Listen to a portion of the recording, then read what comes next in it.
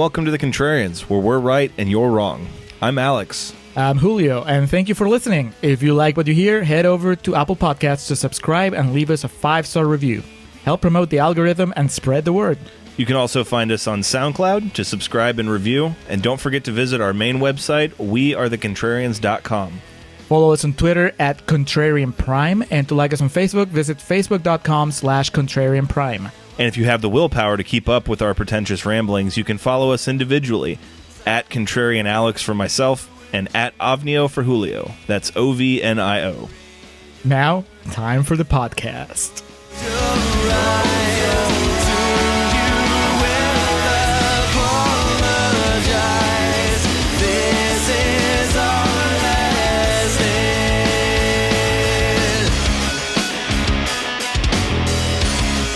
All right, I am recording for Contrarians Corner for Halloween OG. I don't like that, but we'll go with it. What would you call it? The Halloween? Just Halloween? No, just Halloween. If there must be something, you say Halloween, parentheses, 1979. Or excuse me, 1978, end parentheses. Actually, I am sorry. This movie, it's not Halloween. It's John Carpenter's Halloween. It's right there on the title screen. If you want to get into it, it's Mustafa Akkad presents Donald Pleasance in John Carpenter's Halloween. That is true. Introducing Jamie Lee Curtis. It was like watching it this time around. It's like what's that really bad movie? The Room that has like the 3 studio signatures before it actually starts. Like it's everyone has to have the biggest dick in this movie, whoever gets top billing. And then lowly Jamie Lee Curtis, who of course went on to have a bigger career than any of them, just gets the introducing. It was like watching Drive or The Neon Demon. Well, that's all that's one person. There's no dick swinging contest in that. It's just that's what it should be. Nicholas Winding Refn presents Nicholas Winding Refn in Nicholas Winding Refn's The Neon Demon. Yeah, it's not dick swinging. It's just like a dick unfolding. It just rolls across the room. Like an orange extension cord just rolling out across the room. Yeah. Well, that's less than 2 minutes, and we've already started talking about dicks, so we're on course here. Ahead of par, actually. So, hello, and welcome to the Contrarians, where we're right and you're wrong. My name is Alex, joined as always by my co-host and friend, pal, in this adventure down the path of the contrary, Julio. Julio, we are here for part 2 of our Haddonfield Nights series. Some think we've blasphemed by beginning with the Rob Zombie remake, but again, to explain, we're just going chronologically according to canon. Right. We had to experience the childhood, which is, there's no other Halloween movie where you get to do that. So, I mean, Rob Zombie knew what he was doing. We had to experience pain before we could appreciate. There is certainly something to be said, regardless of the order. I think that the pairing of Rob Zombie's Halloween and John Carpenter's Halloween, it's almost inescapable. So I'm glad we're doing them back to back. I don't know which one benefits the most from the order that we decided on. I don't know if I would have felt differently about Zombies movie if we had watched John Carpenter's first. But at least I know that it wasn't my first watch on either of them. So that part of it I think gone. There's pros and cons to both sides of it. I mean, this was a bit easier of a watch, as the gore and viscera and objectification of women wasn't as high. But at the same time, I was really just missing Malcolm McDowell every 5 minutes, just with his laissez-faire, devil-may-cry attitude.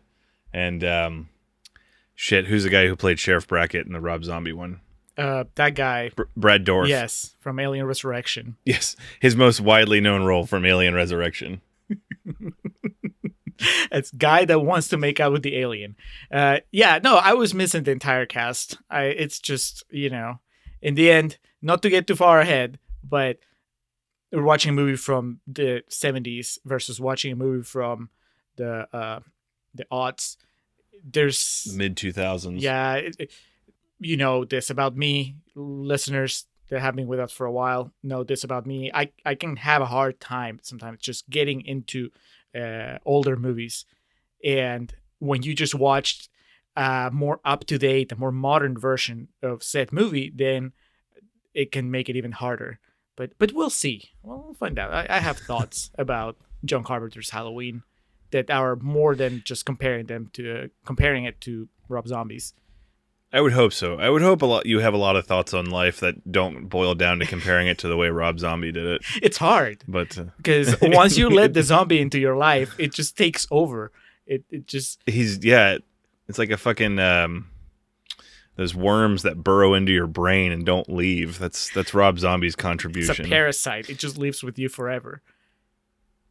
So, again, here to tackle the 1978 Halloween, the original Halloween, not the original slasher as it is sometimes incorrectly labeled, but definitely the movie that laid the groundwork for what the prototypical slasher would become. Traveling back 42 years ago as to what started the entire franchise and in essence brought us to this adventure we're doing here, our 6-part series on Halloween, this being part 2, yet to come is Season of the Witch, Curse of Michael Myers, H2O, and of course the 2018 movie, which was a direct sequel to this. If this is your first time listening to the Contrarians, which given the time of year it is and the rabid fan base that Halloween has, this very well could be. So we thank you for listening. For those returning, we appreciate you guys coming back to spend some time with us and give us a moment here while we explain our gimmick to our new listeners. Here on the Contrarians, we like to rage against the Rotten Tomatoes machine. That's a slogan we like to have. We typically will find a movie on Rotten Tomatoes that is highly rated, often known as certified fresh, make a case against it for maybe why it shouldn't be, maybe why it should be taken down a few pegs. On the other side of that coin, we usually aim for about 30% and below for those movies known as rotten, and make a case for maybe the positive merit in it. Being that Halloween is at a towering 96%, my God, we're going to be bringing this one down to size, similarly to how we did with the 94% Nightmare on Elm Street. I'm glad you referenced that one. I wonder if there are people that are just absolutely bummed that we didn't follow up Rob Zombie's Halloween with Rob Zombie's Halloween 2. No, thank you. I mean, it has its fans, so I don't know what to tell you guys. It does. And they some of them are very vocal about it and have told me in person and on social media that I need to give it another shot. I don't know. I don't know how much more time I have left on this earth, so I'd like to dedicate it to other areas. Now, Julio, if listeners want to find out how we really feel about this, how are they going to find that out? You just have to stick through Contrarians Corner and get to Real Talk, which is the second half of the show. That's where you get to hear how I really feel about Halloween. If you are not a new listener, you already know how Alex feels about Halloween. That will never change. That is one of those constants in life. But how do I feel about Halloween? I literally just finished rewatching it. And while it's sort of well known that I wasn't hot on it before, maybe I feel differently now. So stick around for Real Talk, where that kind of stuff will happen. And Julio, I thought this kind of added some color to our last episode in that we explained that we watched different versions of the film, that being Rob Zombie's Halloween. You watched the director's cut. I watched the theatrical cut. What did you watch now? No. I felt like from this point forward on the podcast, it might add some color to it. I don't really plan on us watching different versions of the film, but just how we watched it, because I think like that comes into a lot of times you and I will talk about, the transfer we saw or the aesthetic of what we saw. So I watched the 35th anniversary Blu-ray release, which was a outstanding transfer that this movie to me is beautiful and it looked incredible in the borderline 4K HD that it was transferred in. Did you watch it on Amazon? Yeah, I just went with the easiest thing. It showed up on Amazon Prime. It was a cheap rental, so I just went with that. I watched it on the biggest TV that we have here at home, so I gave it that. Unlike Rob Zombie's Halloween, which I watched on my laptop. Because, well, here's the thing. My wife is not a big horror movie fan. I was not going to monopolize the living room with Rob Zombie's Halloween. Yeah. She very graciously allowed me to monopolize the living room with John Carpenter's Halloween because it's only 90 minutes to begin with. So she was just in the room reading while I was doing this. And knowing your wife, if she's not a horror movie fan to begin with, the types of movies Rob Zombie make are certainly not going to sway her. So you made the right call on that. Yeah.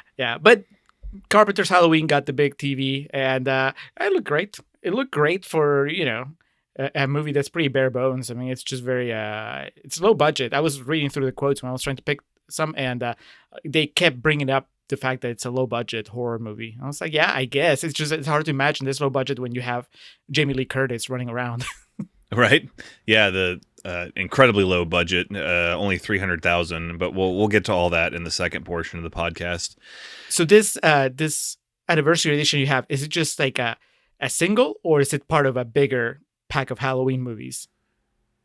It you know how OCD I am about my movies. It was a single release for the 35th anniversary. It was released in October of 2013. The special features are fantastic, but it's also a book. It's about a 15 page book that comes with it. So it's taller than all my other movies and thicker. So trying to arrange it with all my other Halloween movies, drives my OCD into overdrive. But it includes the 35th anniversary, or maybe it was the 30th, when Jamie Lee Curtis actually did one of the horror conventions, and it kind of has a little documentary about that, which is pretty fascinating and fun, how good of a sport she is about it all. And like I said, the stuff that was made for the TV cuts on there, and there's a commentary with Jamie Lee Curtis and John Carpenter that I may be revisiting. But who knows? Maybe Contrarians Corner on this episode is going to open my eyes to some things I never saw or just willfully ignored. So I hope so. We need balance on this earth. Well, we'll see. 96% on Rotten Tomatoes. This modest, low-budget John Carpenter horror film was released on October 25th of 1978, right before the holiday weekend. It was released in, I think, Kansas City is what I read, which, all great, gigantic blockbuster movies, they don't start in Chicago or LA or New York. It's all about Kansas City. You got to make your way to the big cities. You got to make your way to the hubs of activity. the real salt of the earth.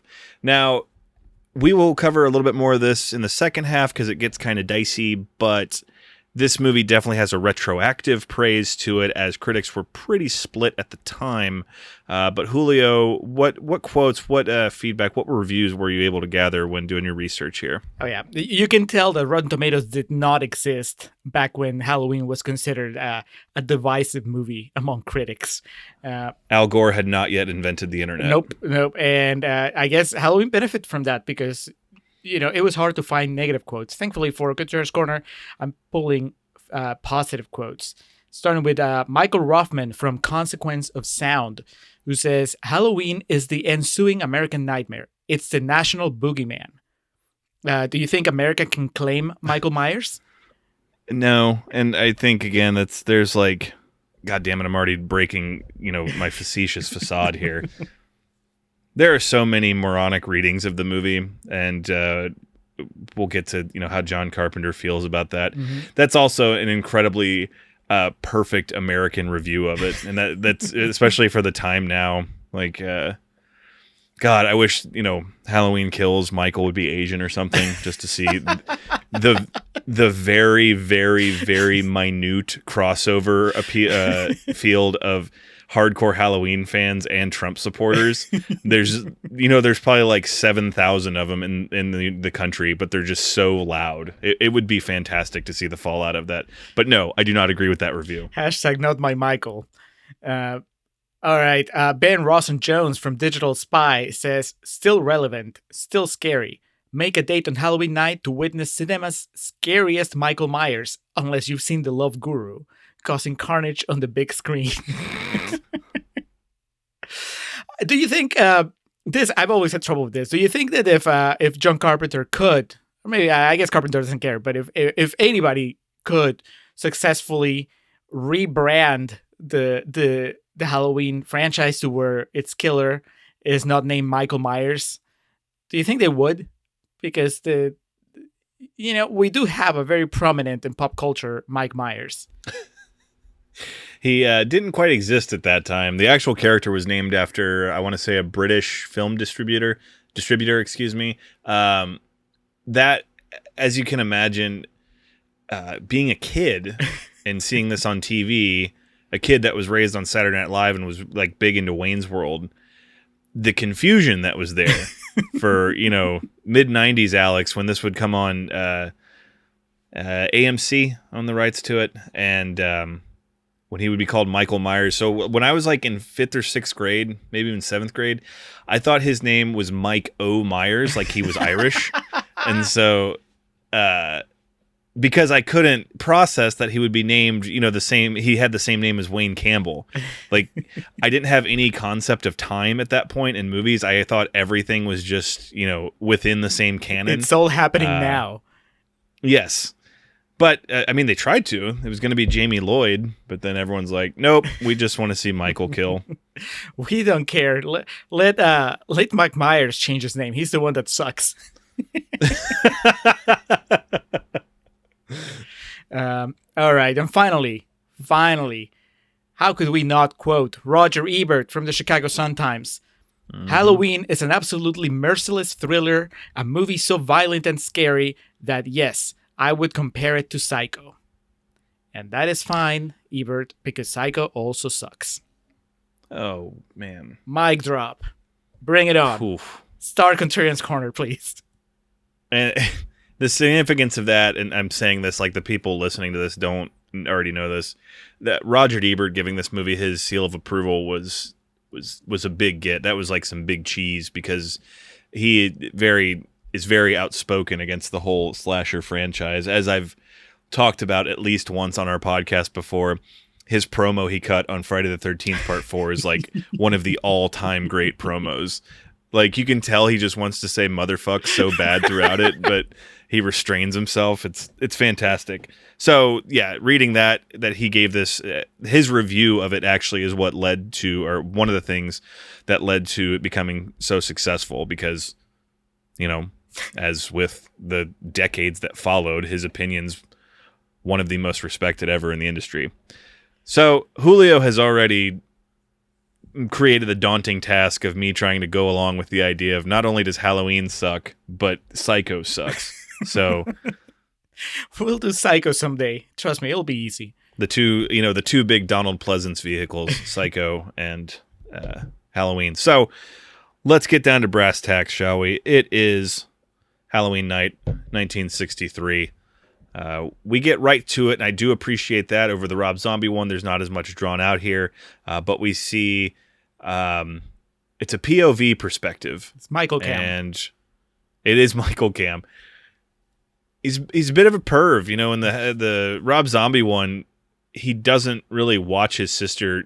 There is that kind of weird fondling, but in this, he's just kind of watching his sister and her boyfriend get to it. It's I don't know, off-putting. Well, is that a good way to put it? Yeah, but it's just a cheap way of putting boobs on the screen. I promise I'm going to try really hard not to constantly compare to Halloween, Rob Zombie's Halloween, but here, it just felt like it wasn't earned, right? It's just, you get the pervy Michael Cam, and number one, it takes forever. It gives us like a tour of the house before you get to the action. And then it really feels like this was just, reminded me of Blowout. It was just boobs. Directed by Brian De Palma.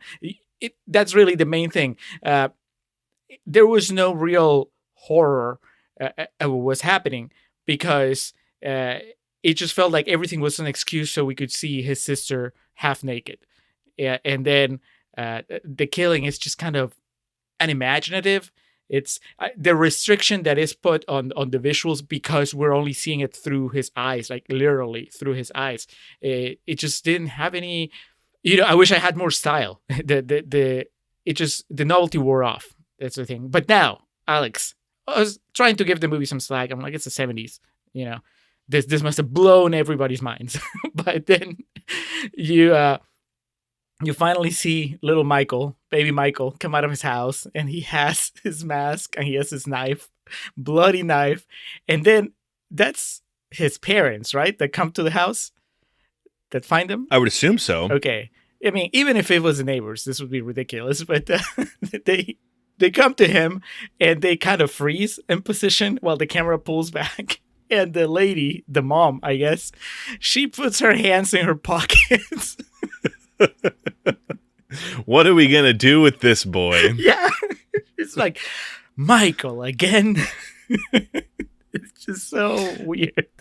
Yeah. And I felt my confidence in John Carpenter drop when I saw that, the way that he staged that whole thing. well, what was really missing is Michael reaching up and snatching his mom's necklace, and we see the pearls hit the pavement in slow motion. That's what was really missing from it. But the boy they got to play Michael here, his face really looks of torment and guilt. I don't want to know what John Carpenter whispered in this boy's ear to get that reaction from him. If he was holding his dog hostage or what. But yeah, you know, Sherry Moon has the logical reaction. Again, we're going to try to do what we can to distance the comparisons, but she runs in the house and starts screaming. These parents are just like, oh no, what'd you do? They look at him as though he like shit his pants and he's too old to do that. And yeah, they're like, who did you kill this time? And then, yeah, there's no fucking around. We just go straight to 15 years later at Smith's Grove Penitentiary. It's if they don't say it already, we know it's close to Halloween night. We get enter Dr. Sam Loomis. I realized when citing Donald Pleasance for Psycho, that was probably too inside, or too nerdy, I should say. Inside makes it sound cool. But John Gavin's character in Psycho was named Sam Loomis, which is the reason that he's named that in this movie. See, completely went over my head. I just assumed that Donald Pleasance had a role in Psycho. I haven't seen that movie forever. Just a very young Donald Pleasance. Well, yeah, just, you know, he could be the kid in the background. He plays the bellboy. Right this way, Miss Crane. So, we'll see here how keen your eye is. We all know it's coming. We know the story of Halloween. Smith's Grove, Halloween Eve, as it were, the night before the anniversary of the killing of his sister. Loomis is there to accompany a nurse, and they're going to take him to the minimum security facility where he has to be held. And, you know, Loomis is clearly against it. He really doesn't even have to be there. He's just so obsessed with seeing that this guy gets put where he needs to go. He feels the need to be there to see it along, which I would argue he kind of just fucks a lot of things up along the way. Now, do you think that he had the gun at this point? Yes. You think so? No. Okay. I think I'm pretty sure he buys it en route. No, I don't believe he had the gun, but they pull up and it's pouring down rain, and they get to the gate that's supposed to let him in, and all the inmates are just kind of roaming like cattle. And is it Loomis or the nurse asks, since when do they just let him roam around out here? And at this point, Loomis knows something's wrong, but she was like genuine in asking. She thinks it's normal that all these psychopaths are roaming around in the rain. She seems annoyed that the hospital it's like, oh my God, they relaxed the rules again. Now they let them walk around in the rain. It's so fucking inconvenient liberals. for my driving. Yeah. She's just like, well, now where do I park? Yeah, what I was saying was see how keen your eye is here, because Loomis gets out to see what the hell's going on, like a real white person, just like, what the heck's going on over here? And so the nurse is alone, and then we see this, it's obviously a man, but he's crawling like a spider, and we get this blah, blah, blah, blah sound effect as he jumps up onto the car. He reaches in, grabs the nurse, she scurries to the side, and then he knocks out the window with his hand. Did you see, you can clearly see a wrench that he's holding? No. Okay. Is he? I thought you were going to be able to pick that out, because to me that's at this point one of the funniest parts in the movie, because all the effects are pretty seamless because they don't really do much, but his hand comes down and there's clearly just a wrench taped to it so he can like crack the window out. You have that rental still on Amazon, so I recommend you go back and watch it just so you can see what I'm talking about. Yeah, now that I'm not going to be busy writing angry notes about the nurse and her behavior, I'll probably be able to focus on that on that bit of filmmaking. And then, so he breaks out the window. She flees. She actually does the smart thing. In the slasher movies, years and years and years to come, she would have just been staying in there like, or the door handle would break off. But she actually escapes. So the amount of happenstantial deaths in this is pretty small. Yeah, I was surprised because, again, we're coming from a movie that has a body count that's massive, basically while telling the same story. So the fact that this nurse is it's spared, like, the Michael pulls on her hair, and that's probably about as bad as it gets.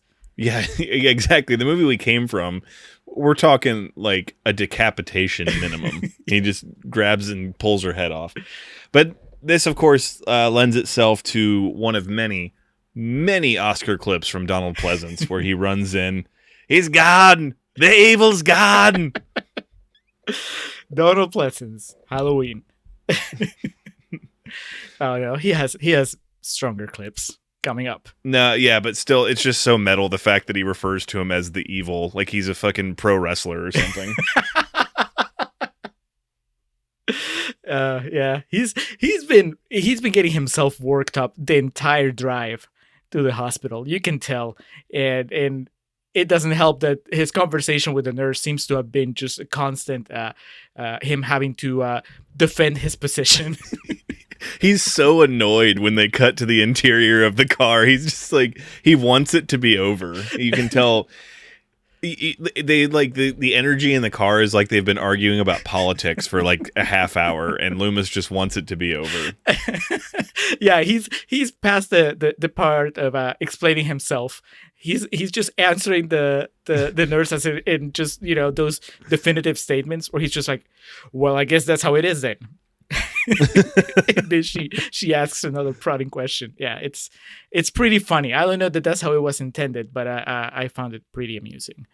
So enter Jamie Lee Curtis, introducing Jamie Lee Curtis as Laurie Strode, probably the heroiness of the slasher genre, and we're introduced in a similar fashion to what we just came off of. Her dad's a realtor and asks her to go drop a key off at the old Myers place, which, much like what we came off of, it's still just this decrepit house that stood like that for 15 years. And you would have thought at some point someone would have fixed it up, but I guess the Pleasantville-esque city of Haddonfield just uses it as like a reminder of the evil. And we must never give in to the evil. I'm not quite sure what the psychology behind it is. I think that they just, it brings color to the town. Haddonfield here is just it's pretty vanilla as far as American towns go. What we see of it is so unremarkable.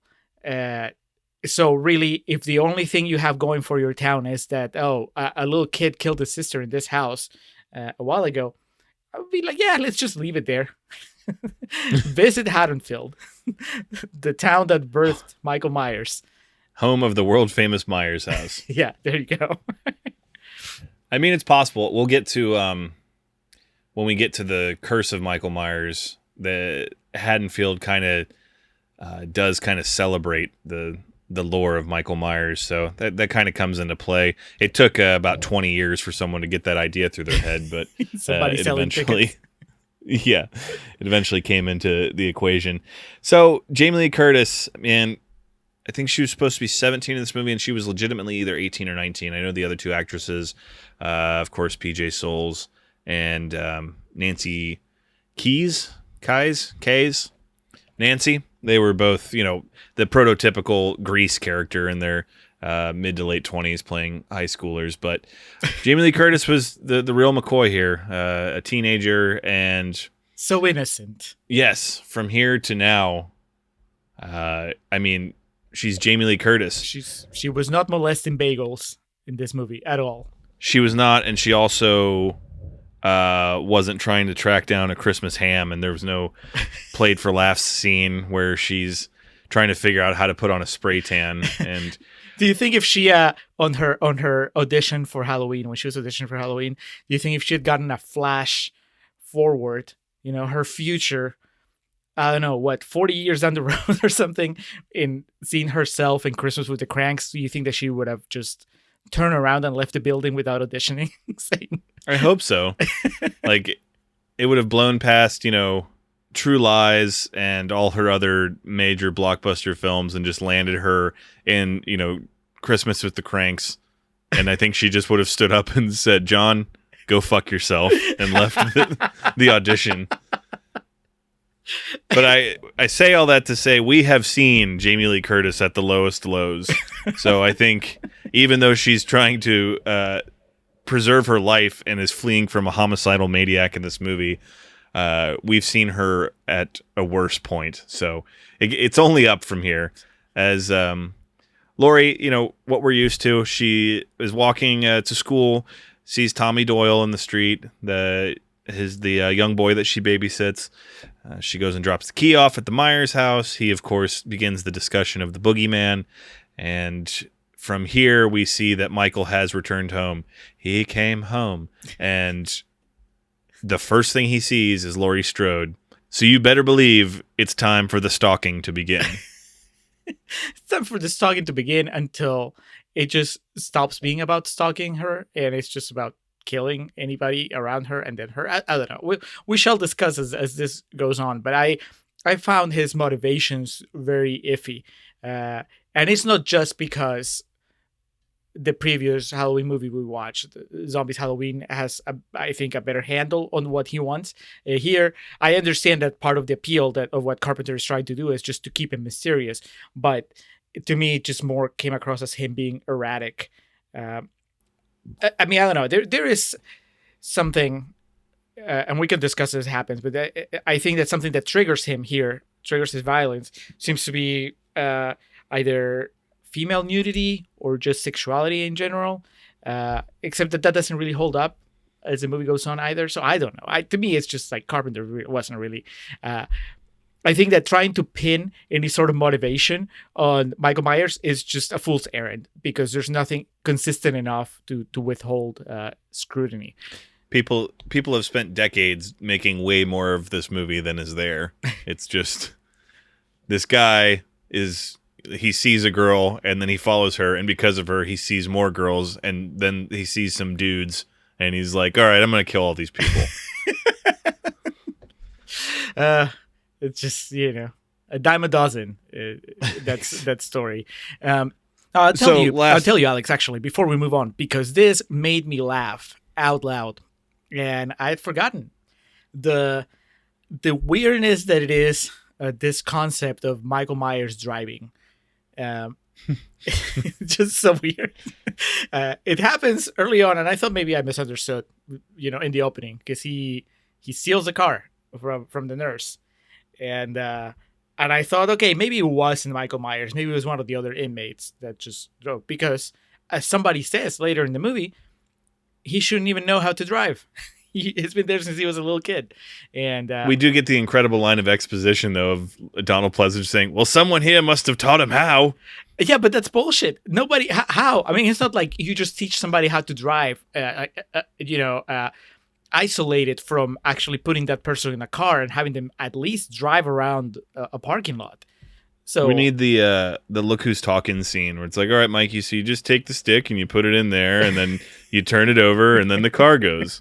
Yeah, and also, this is the 70s, so you didn't really, that's probably a standard transmission. So I can't imagine that he could drive all the way to Haddonfield without just fucking up the transmission or just destroying the motor. But then it's really funny because now we see him and when he's not creeping on foot, he's creeping in the car. And it's just so silly. I don't know. I maybe I'm just too close-minded when it comes to my perception of Michael Myers. But to me, Michael Myers in a car is just funny. When the car shows up, when he actually gets to Haddonfield, there should be the huge mud cakes around the tires and like a piece of a fence that he's dragging. Yes. And one of the lights in the front should be out. It should look like it's been through hell and back. Let's be honest. There should be blood also just on the hood of the car. Doesn't necessarily have to be human blood. He could have hit a deer or some shit on the way. But yeah, and at this point, he's already in full regalia. He's because he's already at this point in the story, he's robbed the hardware store. He's got the mask, and we see how he got his jumpsuit. He killed a a mechanic on the side of the road on the way to Haddonfield because Loomis finds him. Sadly, there's no Joe Grizzly equivalent here to provide a little bit of levity in the transition. Why not show it though? I mean, I understand. Joe Grizzly it's too much to ask of Carpenter in the 70s, but he could have at least given us that kill. It takes how long, Alex? Maybe half the movie, if not more, before we see Michael kill someone. Well, he kills his sister in the first 2 minutes of the movie. Adult Michael. This is okay. Baby Michael doesn't count. I'm talking about adult Michael. From the moment that he breaks out, we're just waiting for it to happen, and it takes forever. So it would have been nice to get at least that one kill where he gets his clothes and also just satiates her bloodlust for a little bit. We're introduced to the whole cast. We have Laurie in the picture, but now we're officially introduced to Annie Brackett and Linda, again played by PJ Soles, who relies way more on her catchphrase "totally" here. Oh yeah. Which somehow seems more forced than the remake trying to pay homage to how forced it was. It's a very strange thing to observe, but PJ Soles, of course, would go on the following year to play the role of Riff Randall in Rock and Roll High School, which is what I know her most from. But she definitely went into business for herself in this movie and was there to make sure she, for better or worse, got all the attention. Do you think she succeeds when compared to the other two? Because unlike Rob Zombie's movie, these two are 100% supposed to eclipse Jamie Lee Curtis. And as a man of the, watching this in the year 2020, I think this movie gets a lot of, I want to say almost unearned credit just by having Jamie Lee Curtis there, because it's Jamie Lee Curtis now. So when I watch it, it doesn't matter if Laurie is kind of a wet blanket, that it's pretty boring overall, because I'm still seeing Jamie Lee Curtis, so I'm just invested because of the actress and the history that actress carries with her retroactively. If I was somebody watching this in the 70s when I didn't know who Jamie Lee Curtis was, I don't think that she would be competition for these other two girls that at least seem to have some sort of social life. But out of those two, I think that the sheriff's daughter, who's not Danielle Harris, probably has more going on as much as the blonde is trying. I keep forgetting her name. PJ Soles. Just PJ. Riff Randall. Nancy, it's Kyes. K's. I'm not sure how to pronounce her last name, but the actress who plays Annie Brackett here, I think she definitely is the most polished of the three, and at no point do I feel that she's being too over the top about anything, but it also comes off as extremely smug that she has so much more of a social life than Laurie does. I mean, I buy it, but it's just weird. We mentioned it last episode, how the contrast of how you depict teenagers back in the day versus how you depict them in the year of our Lord and Savior Rob Zombie, and it's just it's kind of, the contrast is shocking, and I try to understand the context, which is that, well, this didn't seem as tame, as contained back in the 70s, but to me, watching these girls walk from one end of the street to the other, just talking about nothing interesting at all. And this was considered fairly realistic dialogue for the time, too. Yeah, but it's just, it's a movie. It doesn't have to be realistic. It's not a documentary. He could have given them something interesting to talk about, or at least he could have sped up the pace. I put it on John Carpenter because these actresses just let him set it up. And he decided that he was going to shoot most of this movie in long single takes that move where the movement is very slow and where the conversations just kind of meander. This is not, it's not the West Wing, it's not Aaron Sorkin. It's not people like walking and talking, but really having pep, having energy. It's just like back and forth, and there's interesting ideas bouncing around. This is just girls talking about boys in the most, outdated possible way. teasing Lori because she doesn't have a date. It's just, I'm not a big fan of how. It's not even just how he wrote the teenage characters here, but also how he shot it and how he paced it. It doesn't work, man. With or without Zombie to compare it to. The extended take, basically what happens is they run out of things to talk about, and then PJ Souls is just like, so have you guys seen Star Wars? So at this point, Michael is essentially, when you get a new GTA game and you just want to see like all of the city, and you don't really do any actual missions, you just drive around and kind of observe the ecosystem of it all. That's kind of what he's doing, is just kind of driving around Haddonfield. He does do his one noble deed in the movie where Tommy Doyle is running away from school and he runs into him and he kind of, slow down, son. Sidewalks for a regular walking, not a fancy walking, and then sends him on his way. I laughed out loud at the scene of, I believe it's Lori goes home after school and drops her books off and then is going to go, I don't know, take the jack-o'-lantern or whatever over to the Doyle house. And when she comes out, it's like a panning shot of the side of her house, and the wind is clearly blowing, and there are so many leaves, it comes to a comical extent of like establishing its fall, to where I just could see 70s John Carpenter with his long hair and mustache. More leaves! And he's just, there's a big shop fan, and he's just dumping these bags of leaves into them. And they're just hitting Jamie Lee Curtis, at 60 miles an hour. It's pretty ridiculous. I never noticed just how over the top it is. I hope that the behind the scenes featurette on the Blu-ray, it has that scene, just them shooting that, and the Carpenter turns to the camera and goes, "You can never have enough leaves.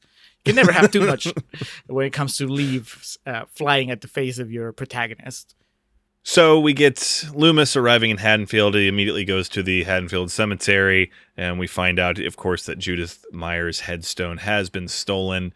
And again, Oscar scene number 2 for Daniel and of course, Oscar scene number 2 for Donald Pleasance. As he gets to the grave, the groundskeeper is looking around with his mouth agape and just kind of like a slack-jawed yokel.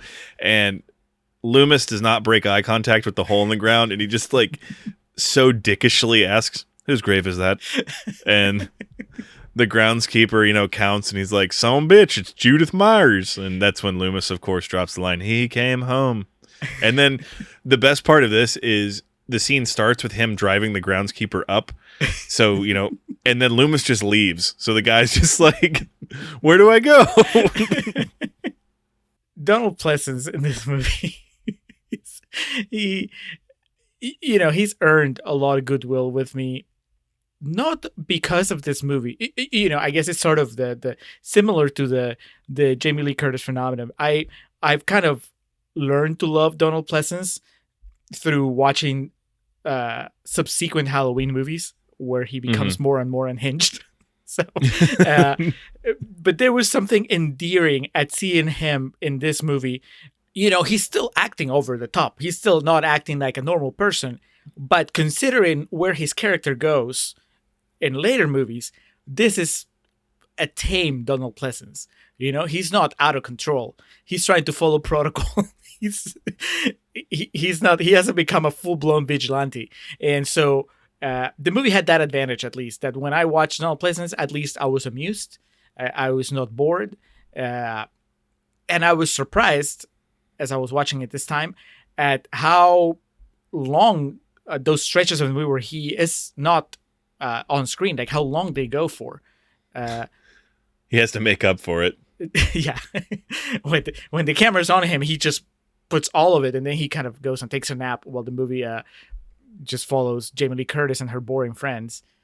I think I read he did all his parts in like 5 days, maybe, which makes sense. He looks fly as hell in this movie too. Like, for a time period where clothes were more baggy, his like suit and his whole ensemble through the movie would be like fashionable today. It's got that tight, Justin Timberlake, Conor McGregor suit going on, and he knows what he's there to do, but he's going to look damn good while he's doing it.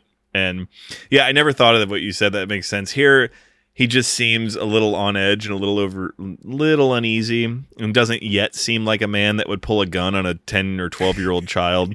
Yep. Just give it 4 movies, and then you'll see. I always forget that Don't Fear the Reaper by Blue Oyster Cult is in this. And we talked about that song on the last episode, and obviously it's an homage to this. The only song besides Mr. Sandman that's licensed in this movie is Don't Fear the Reaper by the Blue Oyster Cult, which thank God they did this then. It didn't wait till 2007 when Rob Zombie did his, because I guarantee you the licensing rights to use that song were exponentially higher after that SNL skit than they were in this movie. But as you do, you're driving around town getting stoned to Blue Oyster Cult, and we pull up on the hardware store that was broken into. No cause for concern. All that was taken was rope, a Halloween masks, and a few butcher knives is what the information that's relayed. And so you speak of long meandering shots, so I imagine you did not care for this sequence here, where it's basically just the camera on a swivel. We see Loomis walk up. He introduces himself to the sheriff. The sheriff walks away, and then you see Michael in the car across the street. Well, the difference is, and you're right, I did not care for it, but it's not as bad because, one, Loomis, I cut the movie so much more slack when Loomis is there. It's just funny. It's even when it's not meant to be, it just tickles me. So having Loomis, I love that he approaches the crime scene. He's walking all the way from the back. I don't know why. In my mind, I just thought that he had walked all the way from the graveyard. So he's like, "Sheriff, I need to talk to you." He's almost out of breath. Can someone get me some water? Yeah. Also, I love the fact that his intro. He says, "I'm Loomis." And then he goes, Dr. Loomis. And, it's so great because he's just like, you're going to talk to me now. And he's clearly at an active crime scene. And he's like, I need to talk to you. He's like, not now, Doc. And it is urgent. 10 minutes. And he's just like, I'll be here. And then, cut to him nervously looking around the scene. If he had just turned around. We will get to, though, that Loomis missing things that are right under his nose. Yeah, and then I just love, just to add to that, as ridiculous as it is, I get a kick out of seeing Michael doing things that are not Michael Myers like. So in my mind, again, maybe I have just this weird, I'm very close-minded, like I said, about why I expect Michael Myers to do. But to me, just put Michael Myers in a car or around a car, and I just can't take it seriously. And sometimes that works for the movie because it makes the meandering shots and just a really, really slow pace get a little livelier just because it's funny. That shot earlier when he's kind of stalking the girls, where he drives, and the shot actually shows his face as he looks at them through the window, and it's literally, it's Michael Myers driving a car. It's just hilarious. If you freeze frame it, that just looks really funny. Well, and here too, it's even more intensified because he's obeying traffic laws. He's there wearing his mask and his jumpsuit in there, and he's just at a red light, just humming. I don't know, Pop Goes the Weasel to himself or something, and then nope, green light. Now I go. He's using the blinker. He's just keeping a fair distance from the other cars. It's great. So begins the adventures of Loomis and Brackett, which I'm curious to see how you felt about it this time, because in our last episode, you said you remember being very bored by all their interactions together. I believe they start off by going to the old Myers house, and essentially what's going to happen is they're going to stake out there. And this is, of course, where he finds out Loomis has that giant gun. Yes. He says something like paranoid much or something to that effect. But how did you feel about the Loomis-Brackett relationship this go-around? Pretty much the same, although I realized that my trepidation about it that I talked about in the last episode is not so much that they spend a lot of time driving around Haddonfield, because that's how I remembered. But no, because it's even worse. It's more stationary than that, right? They go to the Myers house, and then Loomis just stays there almost for the rest of the movie, and then the sheriff disappears almost for the rest of the movie. But the sense you get from the scenes that they have from that moment on is just that there is no progress. The story doesn't move forward with them. It's just basically Loomis is taking out a house that no longer has anything to do with the story. We know that because we know where Michael is through the rest of the story, and it never pays off because it's not like Michael eventually comes back to that house and then it was worth it. So it's just like this major digression for one of the main characters that just doesn't work, right? And then the sheriff, who the fuck knows what he was doing? He left Loomis there. He disappeared. When he comes back to check on him, he kind of says, all right, Doc, I believe you. And I was thinking, oh, I thought you already believed him. I thought that we were already in the process of mobilizing the troops. But it almost feels like he left, not really taking him seriously, I guess. And then when he comes back, it's like, all right, now for real, I'm gonna take you seriously. I'm gonna tell my officers to keep an eye out. It's just weird. And their plan is terrible. They just say Loomis easily convinces the sheriff not to tell anybody about this. Yeah. Don't alert the media, because then what's gonna happen is everybody's gonna call reports that are not accurate. Well, wouldn't that, as inefficient as it would have been, wouldn't that have saved the lives of the 3 teenagers that get murdered in this movie anyway? So, well, in defense of that, in part 2 and part 4, innocent people are brutally murdered because they're mistaken to be Michael Myers. Okay, but that's not fair, because by then Michael Myers has murdered 3 teenagers. It's different. I think that if Loomis puts out the call, and then what happens is the police department, worst case scenario, they get flooded with calls about like, hey, some weird guy is just being creepy. Can you come check it out? Because at the time they don't even know that he has a Halloween mask, or the Halloween mask. All they know is that somebody escaped. This guy escaped a psychiatric hospital. So what you do is put the town on alert, which means that, yes, it will be harder to catch Michael, because he will probably catch on to the fact that people are looking for him, and then he will either skip town or lay low. But either way, he's not going to murder anybody else, because he'll be on his toes. He'd be alert. That to me is a better outcome than what ends up happening in the movie, which is like, okay, well, maybe we sort of capture him, but what happens is Laurie's friends die in the process. It was a strange time, 1978. It was a learning process for everybody. It was fascinating what we found expendable. So Michael goes on one of his side quests. He stalks Annie as her plan, of course, to have her boyfriend over for some trick-or-treating, if you will. And, of course, the saddest part in all of this is that Michael kills the dog at the house that she's babysitting. Dude, which is kidding. Yeah, easily the saddest part of the entire movie. DoesTheDogDie.com. Yes. So, stalks Annie. She goes to see Laurie because she's going to drop, I believe, the Lindsay Wallace off at Tommy Doyle's house because, of course, like with the story of Halloween, Laurie is going to babysit all the kids while her friends go and engage in their more carnal desires, I think is one of the plot synopsises I read that made me laugh. And Annie goes back to the house that she's at, the Wallace home, and of course she is killed by Michael. She is strangled in the backseat of a car first, and then is stabbed, presumably in the back, and slowly falls onto the steering wheel and sets the horn off for a pretty elongated period of time, enough to arouse suspicion, you would think. Well, everybody's out trick-or-treating, so, they can't pay attention. I've learned a few things watching this movie. One is that, John Carpenter likes really long, slow takes. I learned that Michael Myers likes cars.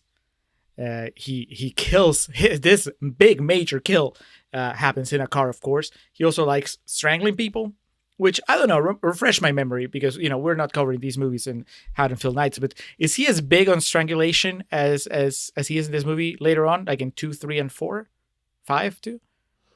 Not 3, of course, but it just felt like that was his go-to move in this movie. Because he strangles, who's this, Annie, and then later he strangles Bob. I want to say he was trying to strangle Laurie at some point later.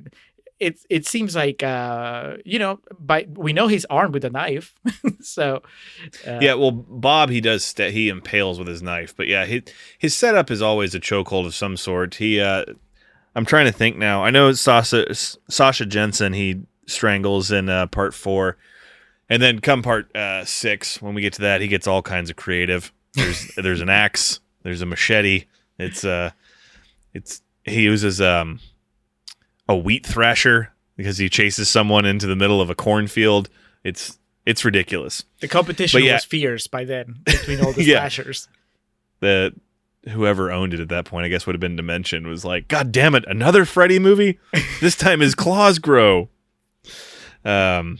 So after killing Annie, Michael does the Michael and just stands out in front of the house and stares now at the Doyle residence. Tommy and Lindsay start freaking out because there's this giant man just staring, a blank calm on his face. And, of course, they've been watching horror movies and they're all hopped up on candy and the talk of the boogeyman. So Laurie is just trying to get them back under control. Meanwhile, PJ Souls, Linda, and her boyfriend Bob show up at the Wallace house. I guess the plan was that the two couples were just going to stake out different bedrooms and just kind of go to town on each other. And so they get there thinking Annie's there. This grossed me out more than anything in the Rob Zombie movie, by the way.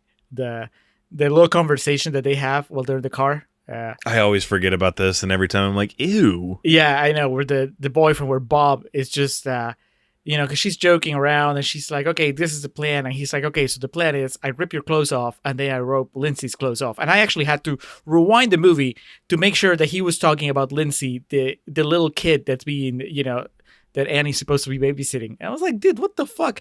And his girlfriend just, she reacts as him like, oh, you and your twisted sense of humor. Let's go have sex. That was gross.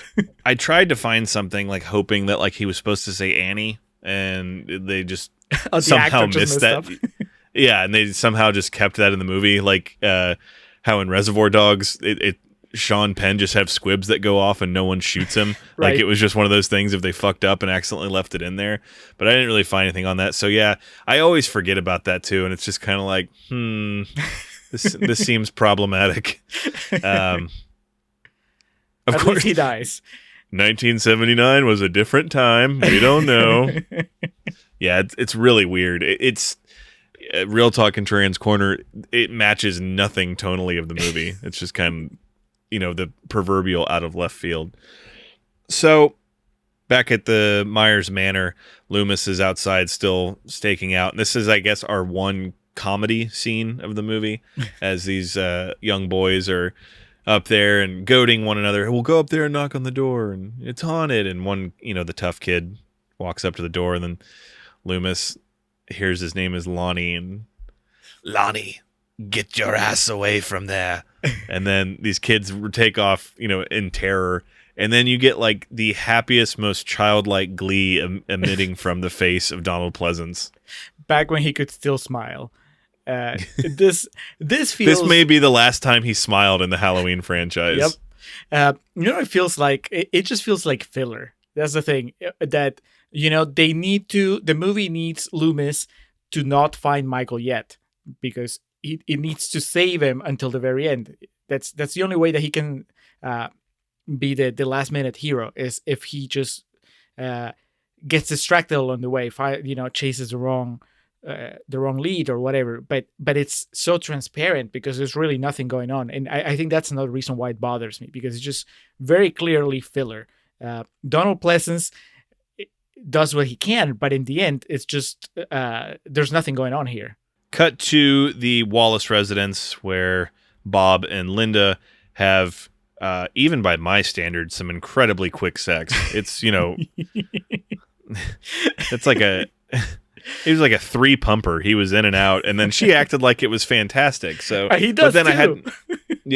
I had to remind myself though, they're in high school, and the barometer is a bit different at that point in time. Just the idea of having sex at all is something. It's not enough to warrant her reaching over and grabbing a Marlboro Red though, and being like, "Oof, that was a doozy." But she does, and she, instructs him to go get them some beers. Go downstairs. We get this sequence is obviously two of the three kills, the major kills, but I think this is probably the scene this movie is most known for. Maybe I would say, Really? where I'm trying to, like, every movie that has a character watching Halloween has this part where he comes out of the closet and grabs Bob by the throat and lifts him up and stabs the knife through him. And more importantly, for the fanatics like myself, this is the debut of the Michael head tilt, where he stabs him and then just does that like tilt, looking at his, basically admiring his work. So maybe it's not the most famous scene amongst normal people, but I think fanatics of the franchise, this is one of the go-tos. But it's followed up. It precedes, I think, one of the more iconic images of this movie, and that's when Michael puts the sheet over himself and dresses himself up as Bob, which contextually, and I'll explain why in real talk, it makes a hell of a lot more sense here than it did in our previous entry in Haddonfield Nights.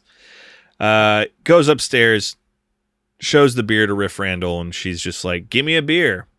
She's not as big of a bitch as what we saw the last go around, and she is.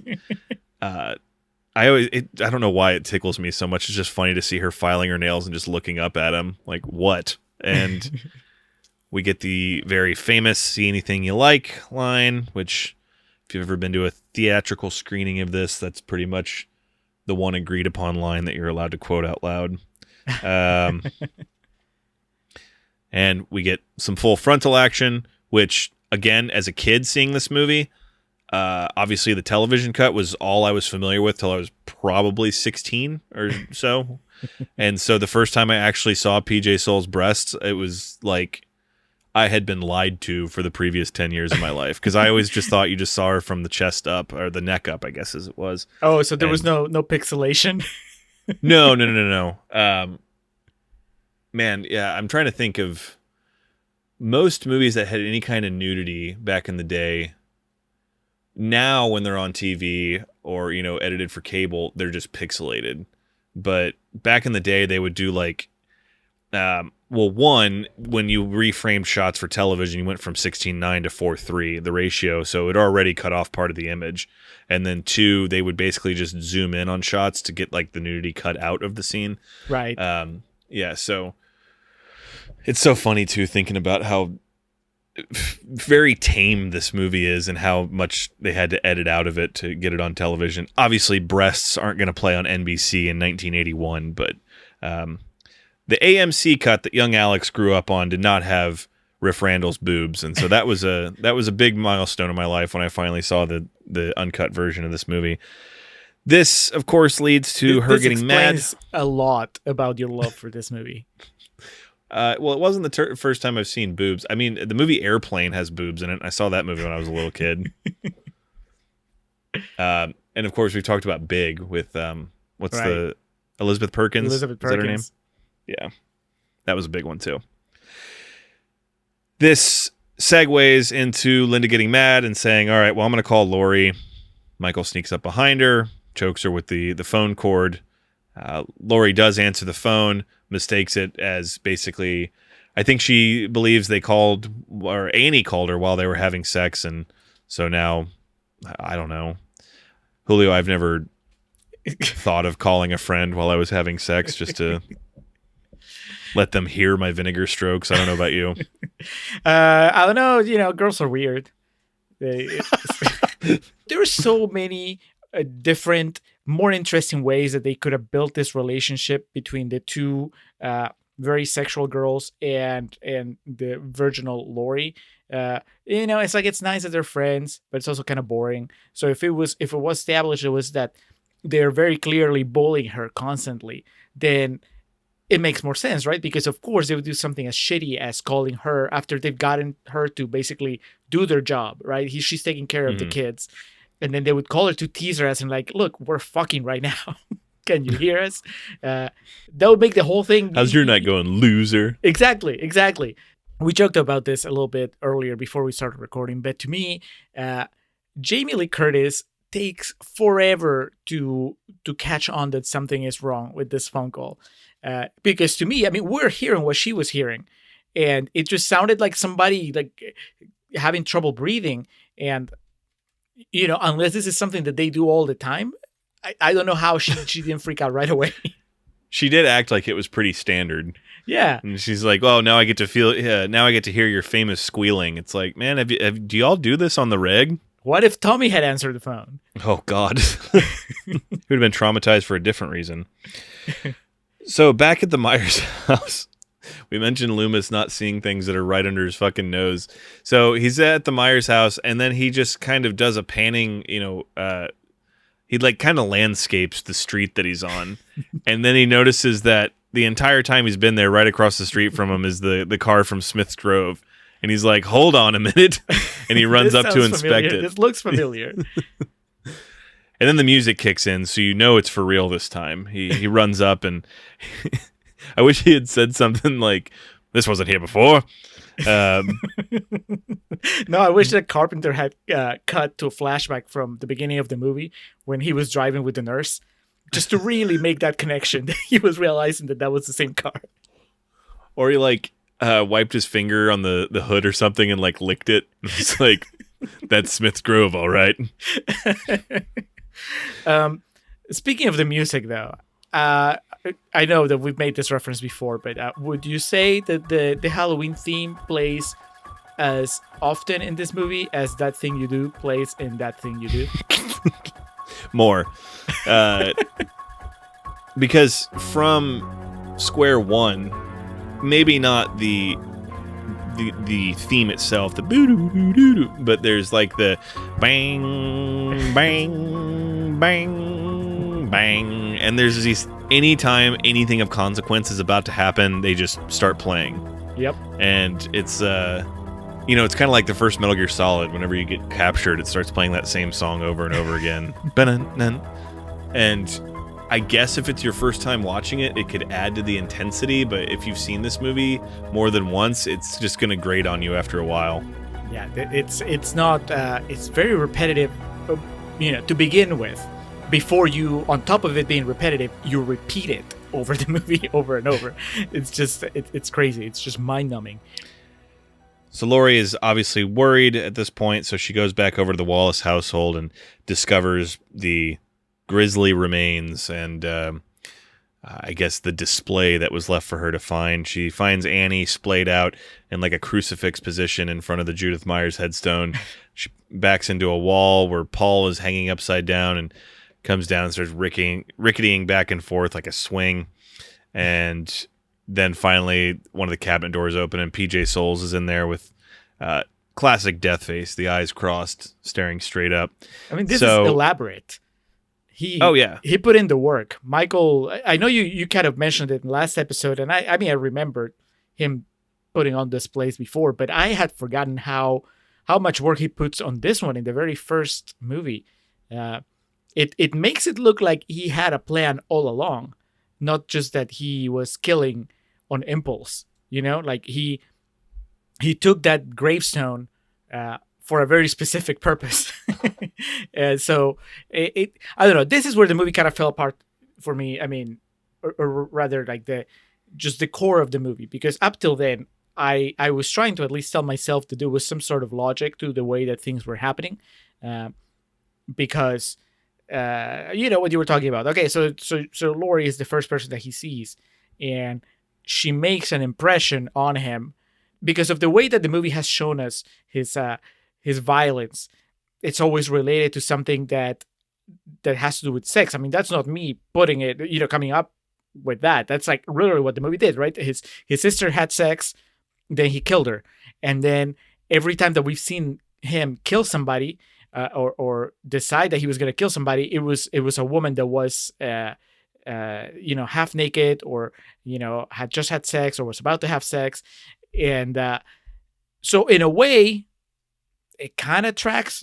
Oh, so what's happening is that Michael Myers has some sort of trigger reaction to naked women and sex and whatever, and he can tell that Laurie, like the movie will not stop reminding us, that Laurie is a Boy Scout or a Girl Scout, that Laurie is just a square. Laurie doesn't have sex. Laurie's a virgin. So this is the moment where I thought the movie was going to have that big reveal where, she finds her 3 friends dead, and then Michael comes out like he does, and kind of just shows her, like, see what I did? But I appreciate you because you haven't had sex with anyone. But instead, he comes out and then he tries to kill her. And it's like, what was the fucking point then? I think it's just mindless madness, but I think he likes to add a little theater to it. Deep down, and the Shape has an artistic side to him that he needs to express. He's a performer at heart. He can't help himself. Okay, this is my new headcanon. He was going to just show this as an offering to Lori, kind of to say, hey, I celebrate the fact that you are pure, unlike my sister, unlike everybody else that I've killed. You are pure, and this is my gift to you. But then once he was out there, he saw her. He's like, you know what? I really like killing. So instead, I'm going to try to kill you with my knife. I've changed my mind. Yeah, if Carpenter had come to me, yeah, well, it would have been impossible because I wasn't born yet. But if I could travel back in time and offer my services, I don't have to get a credit. I would just do it for the money. But I would just, you get a pseudonym. Yeah, just punch up the script. That's really, I just want the movie to be better. I don't care about the fame. So Laurie's on the run. She falls down a flight of stairs. She flees the Wallace household. She goes back to the Doyle household. On the way, she's screaming for help. She goes to a neighbor and like knocks on the door, and they look outside and see that she's wearing a Bernie pin, and they refuse her assistance and turn her away. And so she gets back to the Doyle household. The power has been cut. We see that the dumb little shit Tommy had left the window open. So we see the breeze coming in, and Jamie Lee Curtis knows what this means. She just kind of slinks into the couch, and she's just like, oh, God. Michael jumps up and attempts to strangle her. She takes a sewing needle, which those things are pretty heavy duty, and stabs him in the throat, which is obviously a good start. But then she just doesn't follow up on it. She just assumes that she's taking care of business. What the hell is... You know what bothered me the most is that she had been watching horror movies all night when she was babysitting the kids. So you would think that she would recognize the trope of a horror movie as she was living it, right? It looks like she's killed Michael, so then she promptly turns her back on him twice in what's left of the movie. It's just, I don't understand. It is... I guess they never really established that she was smart, right? All that they've established is that she's a Girl Scout and that she doesn't get around the way that her friends do. But yeah, not very bright, at least not in this situation. Yeah, I mean, I was pretty dumb at 17, so I can't harp on her too badly. But she goes up and... Come on, Alex. Alex, you wouldn't have turned your back on somebody who had killed 3 of your friends and had tried to kill you. I don't think I know a single person that would have done that. But then I don't know anybody from the 70s. I don't know somebody that was a teenager in the 70s to where I could just ask them and I know for sure. So maybe, it's not that people are dumb at 17, is that people in the 70s were dumb at 17. It's possible. They haven't watched as many movies as we have. I don't know. People are getting dumber now, so they could make a way more realistic version of this today. People just be trying to take a selfie with Michael. What's going on? Yeah, exactly. Instagram Live, yo, I killed him. Your story. It's just you with Michael's corpse. So she goes upstairs with Lindsay and Tommy and is like, hey, I took care of it. It's okay. And I think Tommy says, you can't kill the boogeyman. As soon as he does, there's Michael ready for round 2. To her credit, she's a good babysitter. She makes sure the kids are secure first and then goes and hides in the closet and does Worst a really possible bad hideout. Yeah, does a really bad job of making it seem like she left. And so Michael, of course, comes and breaks the slats out of the closet.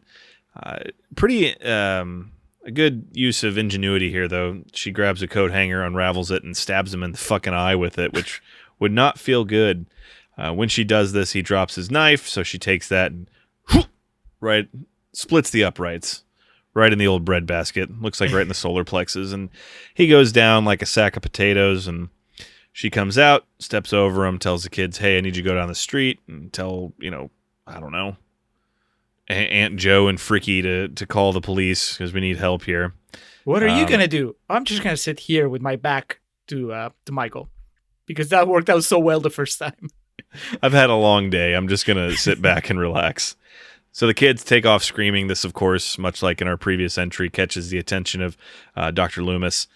Back at the house, Michael does what now is referred to as the Undertaker sit-up, and gets up, walks over, and it's just a fight at this point. No knife, no nothing. Just grabs her by the throat and is just shaking her, trying to strangle her. And she's fighting back. It looks like she goes for a thumb in the eye at one point, but she's able to remove his mask, which pretty much nullifies all of his power. It's like she removes his body armor. And but he just takes the mask back and puts it back on. And at this point, Donald Pleasance has shown up. My note says Loomis wrecks shop. He just unloads all 6 shots of his revolver into him. And he's a marksman, which yes. I did not expect from the way that he pulled his gun out on that previous scene when he was at the Myers house. When he pulled his gun out at the Myers house, he almost dropped it.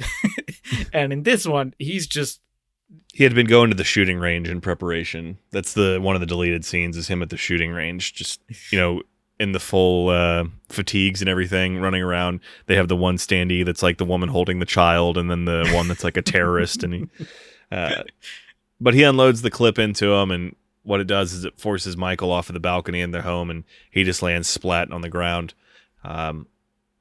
Jamie Lee Curtis then affirms it was the boogeyman, which is often misquoted as a question where someone asks, was that the boogeyman? That's not correct. But Donald Pleasance, of course, in Oscar clip number X, he just says, as a matter of fact, it was. And then he walks over to the balcony, looks down, and wouldn't you know it, Michael's gone. And there's this calm that runs over Dr. Loomis as he just kind of looks up and starts looking around, knowing that he could be anywhere at this point. You can see the spark in Donald Pleasance's eyes when he realizes that this is the beginning of a very lucrative franchise for his character. That's basically his face after Carpenter yelled cut. They just kept the camera on him, and he's just, it's dawning on him, this is going to put my kids through college. Jamie Lee Curtis cries, and then we just hear some really loud breathing and just get shots all around town. And then the Halloween theme. Oh, of course. I mean, why not? At this point, it's exactly. Why not? And what we were talking about with the Film Buster guys. Of course, his wife's a chimpanzee, and of course they're going to play the Halloween theme again here. So begins one of the defining franchises in the slasher genre, and man, that 300,000, they really stretched that to max capacity. 295 of that went to Blue Oyster Cult for using their song. Really added to the production value of that scene. It's about as mean as I can be about that movie. It's about as harsh as I can be about it. I'm proud of you, Alex. You made it through. I bought it. I bought it more than most of the things that happen in this movie. So that's Jesus. That's good. All right. Well, let's move this along to real talk. All right. Let's do that. See anything you like?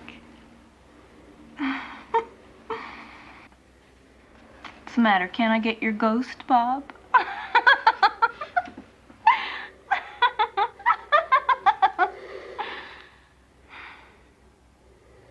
All right, come on, where's my beer? Well, can't you answer me? Okay, don't answer me. Are you weird? Well, I'm gonna call Lori. I want to know where Paul and Annie are. This is going nowhere. Finally.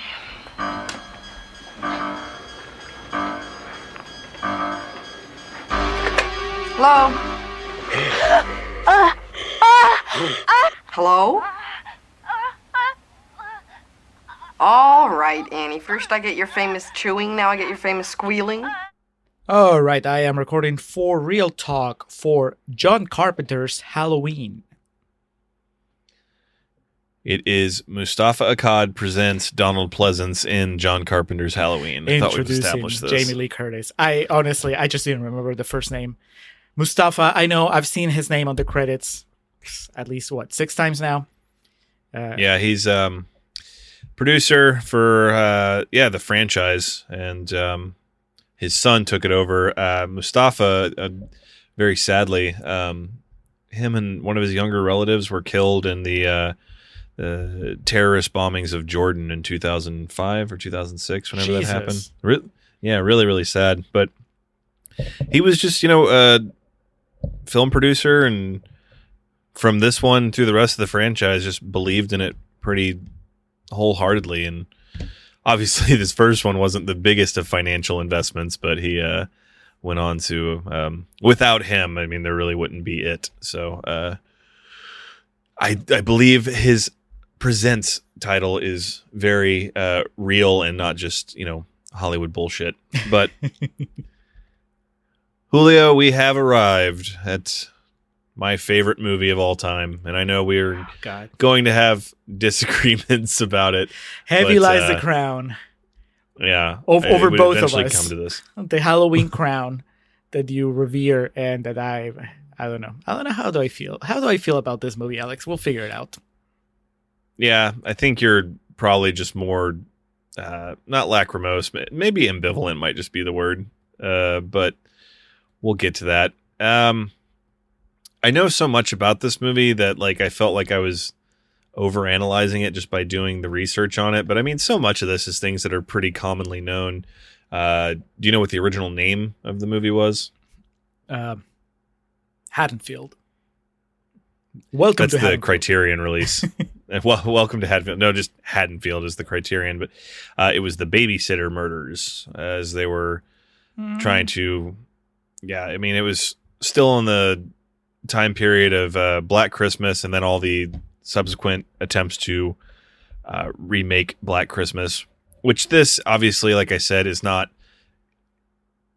People don't regard this, and history will not regard this as the first slasher movie, but it's definitely the movie that created the structure.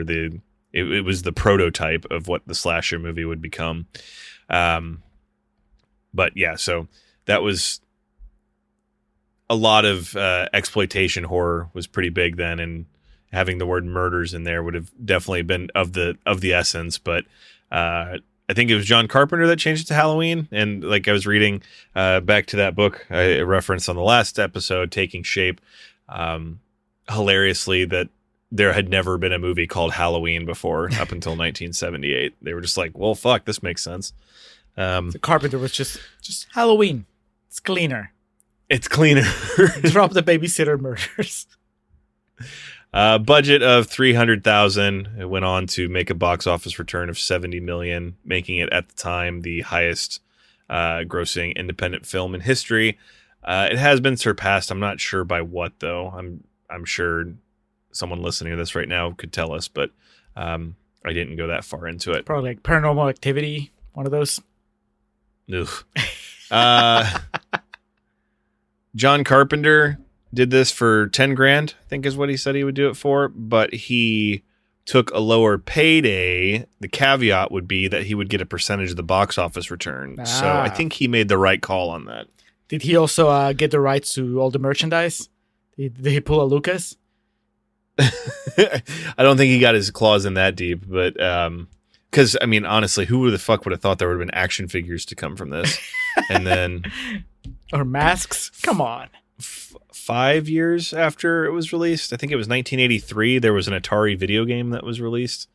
And then, of course, the novelization of it. And I mean, it's like it on a lower pedestal. It is like Star Wars. It's this movie that came out and kind of caused a hysteria of sorts at its level, and then launched a fucking franchise that 4 decades later is still very much alive and thriving.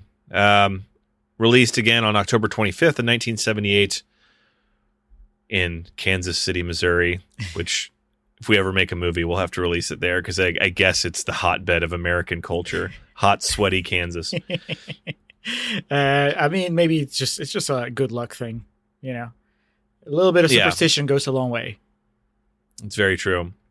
I don't know. I really don't know what I can say about it. I mean, I know I can get into it, but the history of it is there, and with a lot of the movies we've done, especially bigger movies, I think the history of it appeals at a wider scope. So I don't want to spend too much time focusing on, how this movie was made, because it's not hard to really track down information on it. John Carpenter made Attack on Precinct 13, and the studio reached out and was like, hey, we kind of want you to do this. He said, all right. They got Jamie Lee Curtis because of her mother and the association to Psycho. And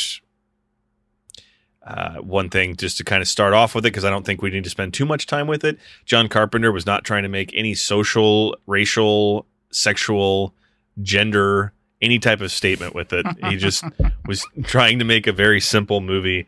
And great art inspires debate, and that's what's hilarious about it, because it's still debated to this day, the symbolism and what it means when it doesn't really mean much. It's just a movie about fear and evil and how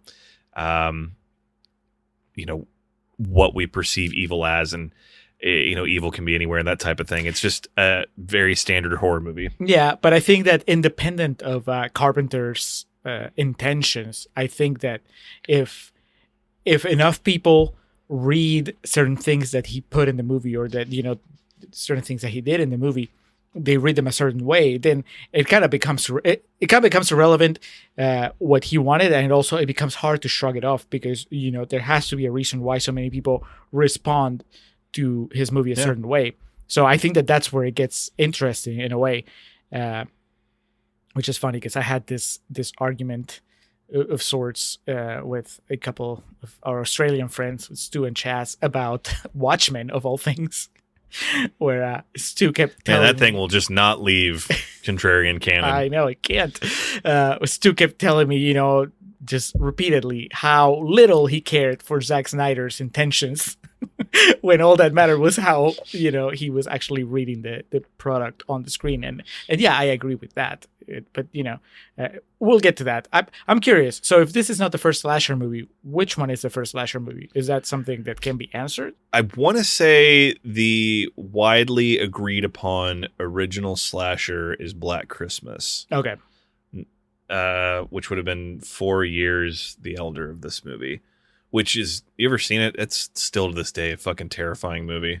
No, it has like 2 remakes by now, right? I haven't seen any. Oh, you're right. It has the 2005 remake, and then there was one that came out last year that is completely a different story. Yeah, but having not seen any of them, I couldn't really. I would just see the social media uproar about it, but I couldn't really really get into it. I guess the reason I ask is because there are, I guess, what you could consider slasher tropes in this movie, but it's one thing if, this is the first time that it was happening, so they were not a trope when Halloween was doing it. But things like I don't know, I'm sure there's a clever name for the idea of the killer not being dead after you kill him. That happens a lot in slasher movies. Was it already happening? In wrestling, we call it the hope spot. I wanted to make sure I didn't out myself as a noob to any of our faithful horror fan listeners. And it looks the widely agreed upon 3 are Bay of Blood from 1971, which I have never seen, Texas Chainsaw Massacre, and Black Christmas, both from 1974. And we have done Texas Chainsaw Massacre on here. So having seen that, and much like with Black Christmas, the idea of, I don't know, Texas Chainsaw Massacre is hard to call a slasher. It's more of just like this very unfortunate thing that happens to a group of people. And to the people watching. Well, let's calm down. No, but Black Christmas definitely, it's just the idea of like, there's this one person terrorizing this group of people, going in and killing them, offing them one by one in, a grisly fashion or what have you. In Black Christmas, unless I am misremembering anything, I don't remember like the hope spot where it looks like he's dead, but then he comes back to life, which of course in this, happens twice. I think Yeah. And I tracked down, I think I told you about this. I don't remember if it was while we were recording or not, but there's this really, really cool clip that someone found from, I'm not sure if it's from the premiere or opening weekend, but it is audio from inside an auditorium during a screening of Halloween during its original release. When he sits up, like people start screaming in the theater. And so we'll put that audio at some point here in the podcast, but it's obviously now that shit gets laughs. Right. So, but at this point in time, that was kind of a new concept.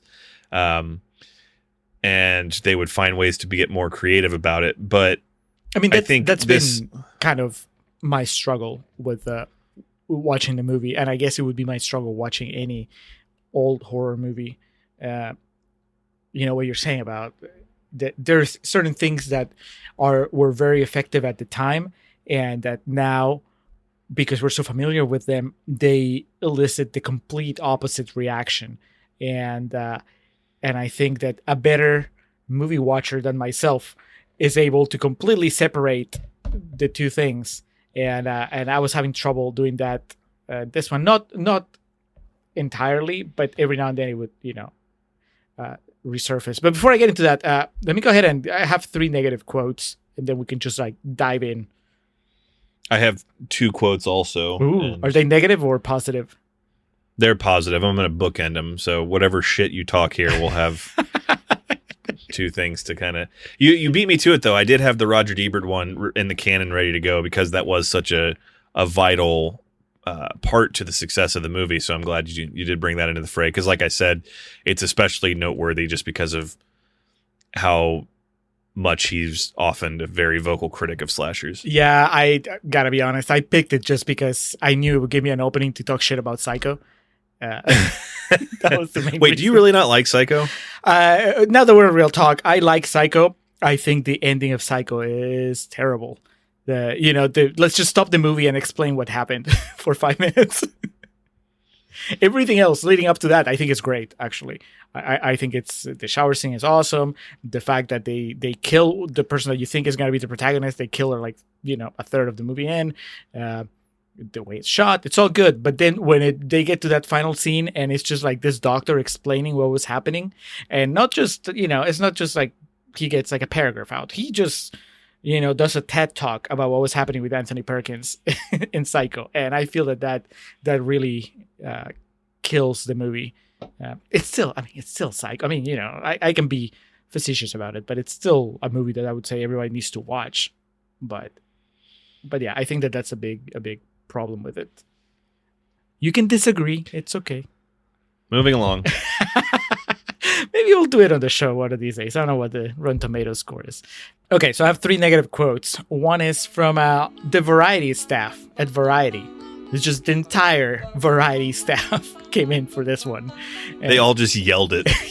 Yes. It says, after a promising opening, Halloween becomes just another maniac on the loose suspenser. I didn't even know that was a term, suspenser. I mean, I can see where they're coming from. Except that you could say, back in the day, back in the late 70s, there was no such thing as just another maniac on the loose suspenser, maybe? I don't know. Gary Arnold from the Washington Post says, since there is precious little character or plot development to pass the time between stalking sequences, one tends to wish the killer would get on with it. And I can sort of relate, because there were times where I was like, can we please move a little faster? And then finally, Mary Ann Johansson from Flick Philosopher. She simply says, it's boring. It's not scary. There, I said it. You go, girl. I assume those are all retroactive reviews. Yeah. Mary Ann Johansson was from 2001. Gary Arnold was 2003. Variety staff, they yelled it all together in 2007.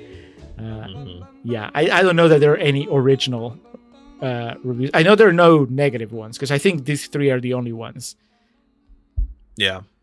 And again, much like Nightmare on Elm Street, it's extremely misleading to act like this movie has always been, heralded as this timeless classic. Because obviously it did well when it was released, but a lot of its stature and being held where it is has been over the past 40 years, which again, as we talked about, our entire goddamn mission statement is that Rotten Tomatoes is a very flawed system. And if you don't understand how, like what you're reading or, film history and whatnot. I did have another quote. It was Gene Siskel also. He gave it 3.5 stars out of 4. Said it was a beautifully made thriller that works because director Carpenter knows how to shock while making us smile. He repeatedly sets up anticipation of shock and delays the shock for varying lengths of time. The tension is considerable. More than once during this movie, I looked around just to make sure that no one weird was sitting behind me.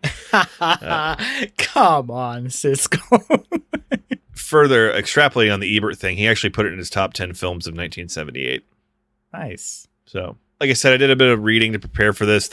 Like I said, the 35th anniversary Blu-ray comes with like a mini book. The pictures in it are fucking awesome. They're like just production stills and a lot of pictures that I haven't even been able to find on Google before. It's just a cool novelty, but it has I'm not quite sure who is it. Steph Hutchinson is the gentleman who wrote the essay that accompanies it. I'm sorry, Steph.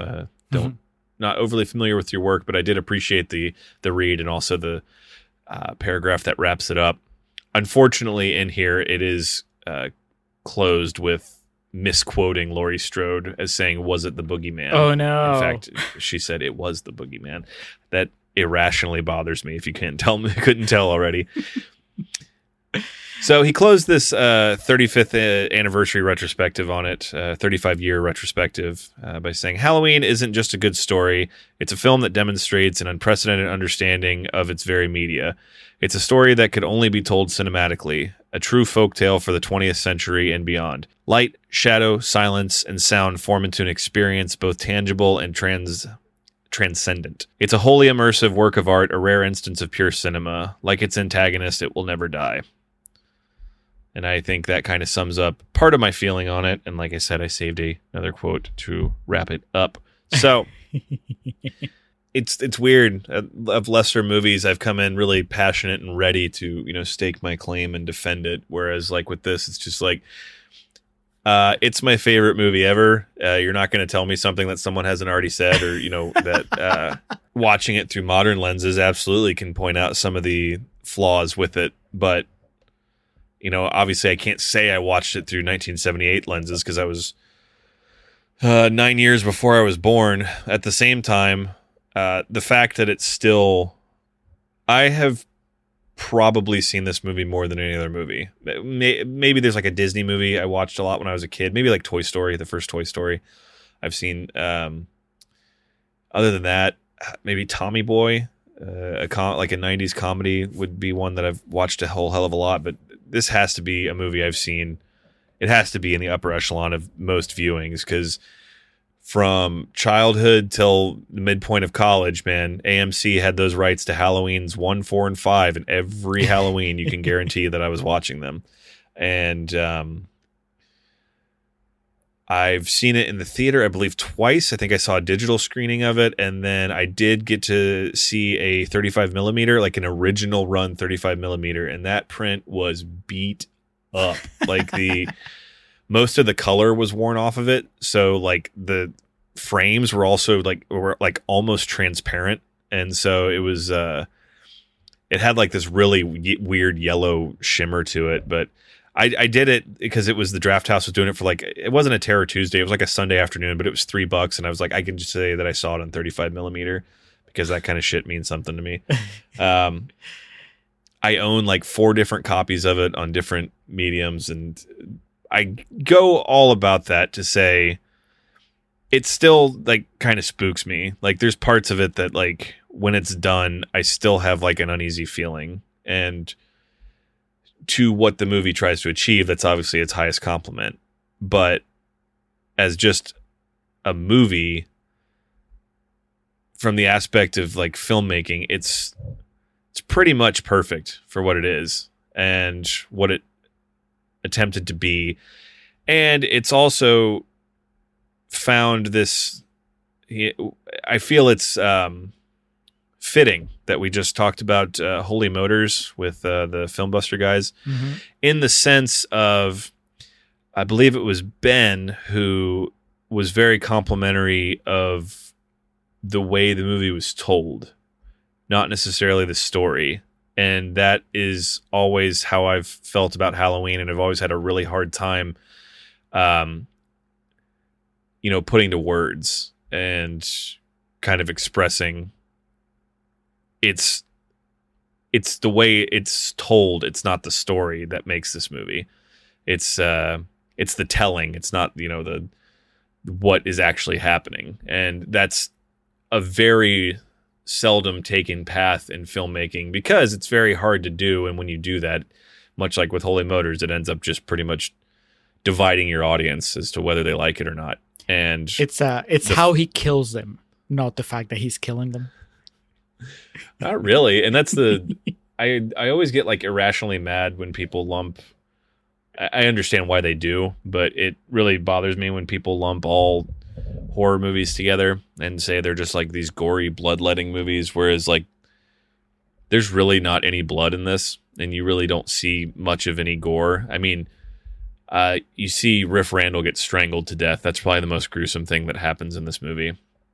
And I think it's in that vein of implied violence, and which makes things a lot scarier. And that's, the whole point of this is this movie's all about what you don't see. That's why the mask is the way it is. That's why you don't see his eyes, that type of thing. And it's just funny. It's obviously I could go on forever about it. I'm trying to be really diplomatic and what's the word I'm looking for? It's more selective. With conservative is the word I was looking for there. I'm so politically minded right now. Everything, my answer is liberal. Trying to be conservative with my words, just because I could talk about this forever. And, if you've ever talked to me about it or listened to the podcast for a length of time, you know how I feel about it. But, it's just, I have so many personal anecdotes with it. And I remember watching it, like the one I was telling you during Contrarians Corner about how when I was a little kid, I thought his name was Mike O. Myers, just because I didn't understand that, someone could have the same name as the guy from Wayne's World, that's true. And I remember watching this with my sister when we were little kids. And so it brings back like nostalgia memories of that. And also the way you remember things. Every time I watch it still, when he gets his mask taken off at the end, I always am kind of underwhelmed. It's just a dude with a swollen eye, because like in my mind, the first dozen times I saw whatever, because this movie's all about, seeing what you want to see. And I remember just always thinking like he looked like a monster. And then like as the older I got and watching it, into my mid to late teens and early 20s into this day, now I know it's just a dude. But for, 10 years, I thought like when his mask got taken off, there was like a monster under there. And which now it's even scarier, because it's just a guy with a swollen eye. And it's like, God, this is remarkably off-putting. But everything about it works for me. And then,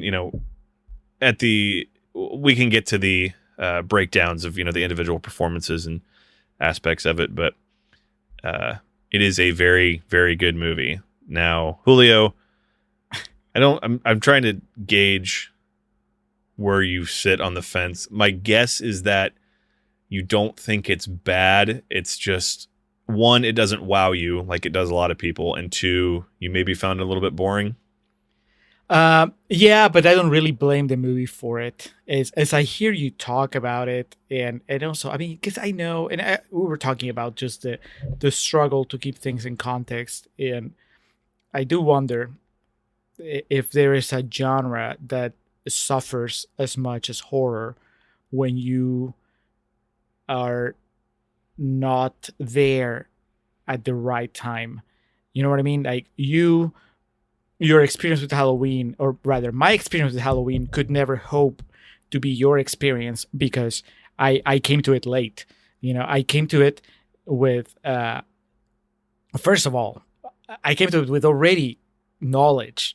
I came to it having seen other Halloween movies before I got to the original, and I came to it with just the pop culture aspect of it all already weighing on me not just the hype, but just the fact that Michael Myers, Halloween, the mask, the theme, all that stuff was part of my life way before I even watched John Carpenter's Halloween, which, like I said, I've seen once before.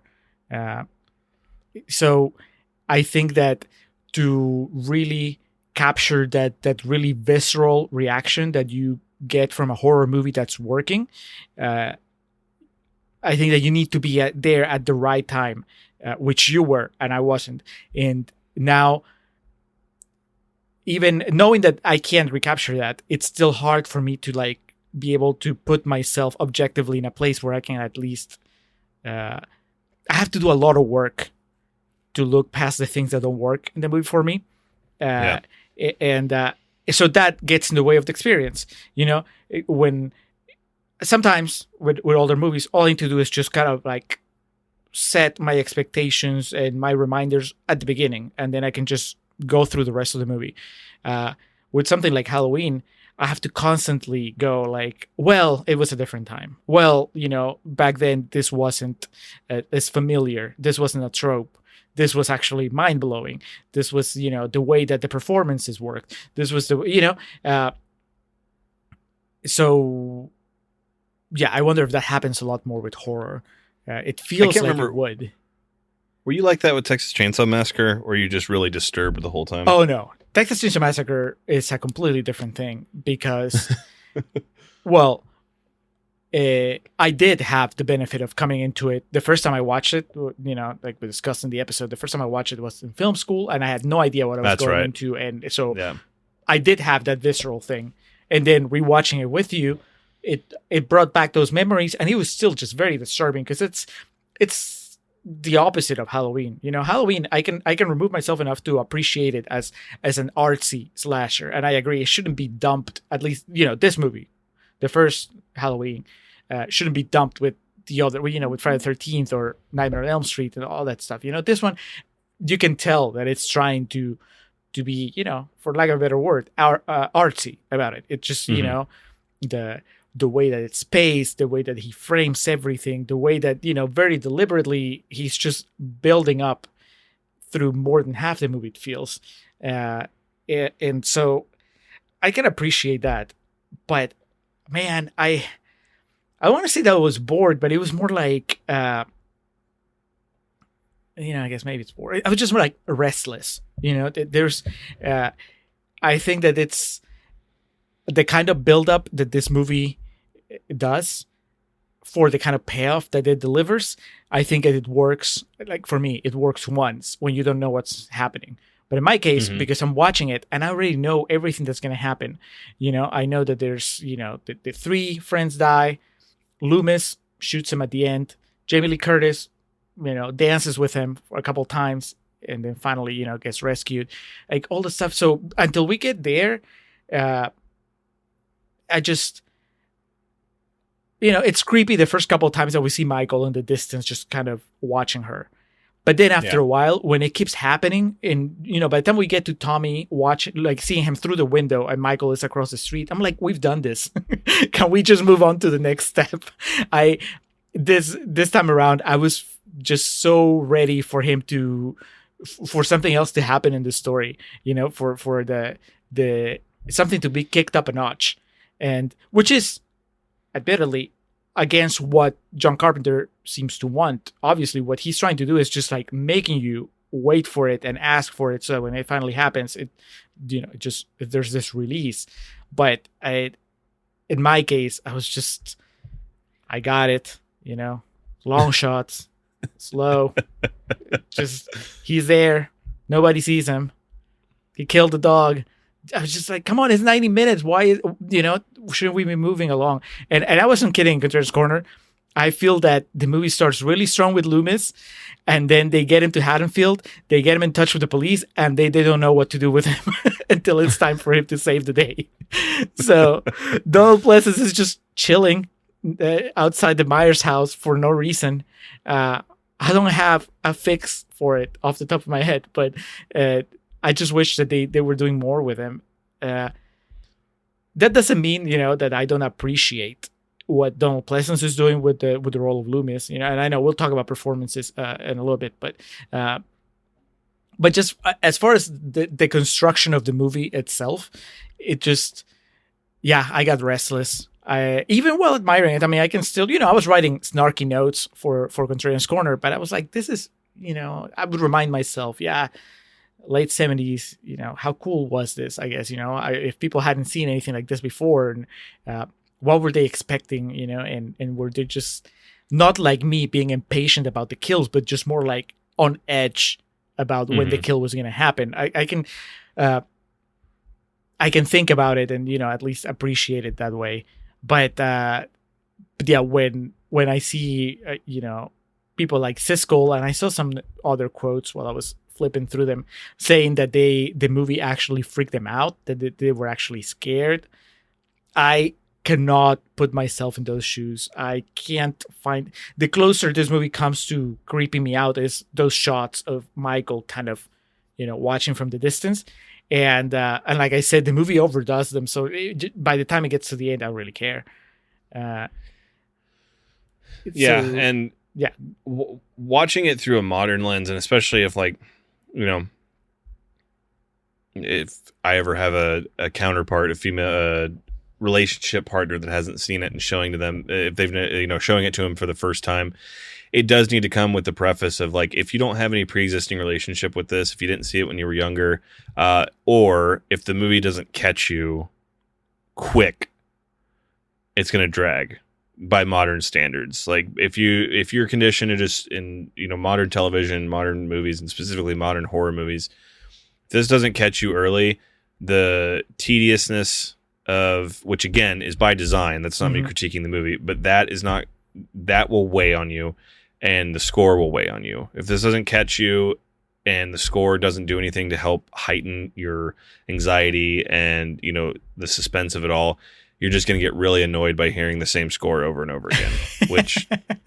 which again, trying to watch it through this snarky lens today, that was the thing I caught, is well, this movie works for me, but if it didn't, hearing these same songs over and over again every time he shows up, or these same these sound effects and what the score was, which again, I want to wait till we get to the end of Haddonfield Nights before we kind of compare and contrast in terms of just saying what worked best. But I am looking forward to getting to the 2018 sequel, because Carpenter did the soundtrack on that one as well, and it's so good. Screenplay again by John Carpenter and Deborah Hill. If I read correctly, they were dating at the time. And Deborah Hill, I think it was good to have a female on the screenplay for this. I think that could have maybe been used in the previous entry we watched, because this movie does not hate women nearly as much as the previous movie we watched. And understandably, that I guess 60% of the people that get killed in this movie are female, but I think that's more just happenstance, not targeted. And as much as PJ Souls is really going for it, I find the dialogue between the three girls is pretty palatable, excuse me. Totally. Hey, there you go. Went right into it. Yeah, okay, so let's talk, since we're talking about the writing. This is where I think it's interesting that I never really given it that much thought, but the discussion of sexuality and what does it mean that everybody's having sex except for Laurie, and when you consider that what sex means in the slasher genre, I think it's just unavoidable. Right. So Carpenter didn't set out to make a statement about teenagers having sex in horror movies, but I guess just by the larger context of the genre, it happens anyway. He chose to basically have most of the kills, if not maybe all of the kills, take place right before, right after, right around sexual acts. And so that is, genre convention, I guess. But it also, when you couple it with the fact that Jamie Lee Curtis, like I said in Contrarians Corner, the movie constantly reminds us how much of a goody two shoes she is, and how she's, it's not just that she probably hasn't had sex, but she's even afraid of the guy that she likes, knowing that she likes him, even though he seems excited about the idea, all the stuff. I don't blame anyone for trying to read something into that, because I think it makes the movie more interesting up to a point. The problem is that it doesn't hold up, because like I said in Contrarians Corner, whatever statement you thought that was being done about Jamie Lee Curtis as being different from her peers, completely goes away the moment that he just tries to kill her. Basically shortly after she discovers the bodies. I mean, I guess, the easy answer that is not satisfying is that, well, Carpenter didn't want to say anything about any of this.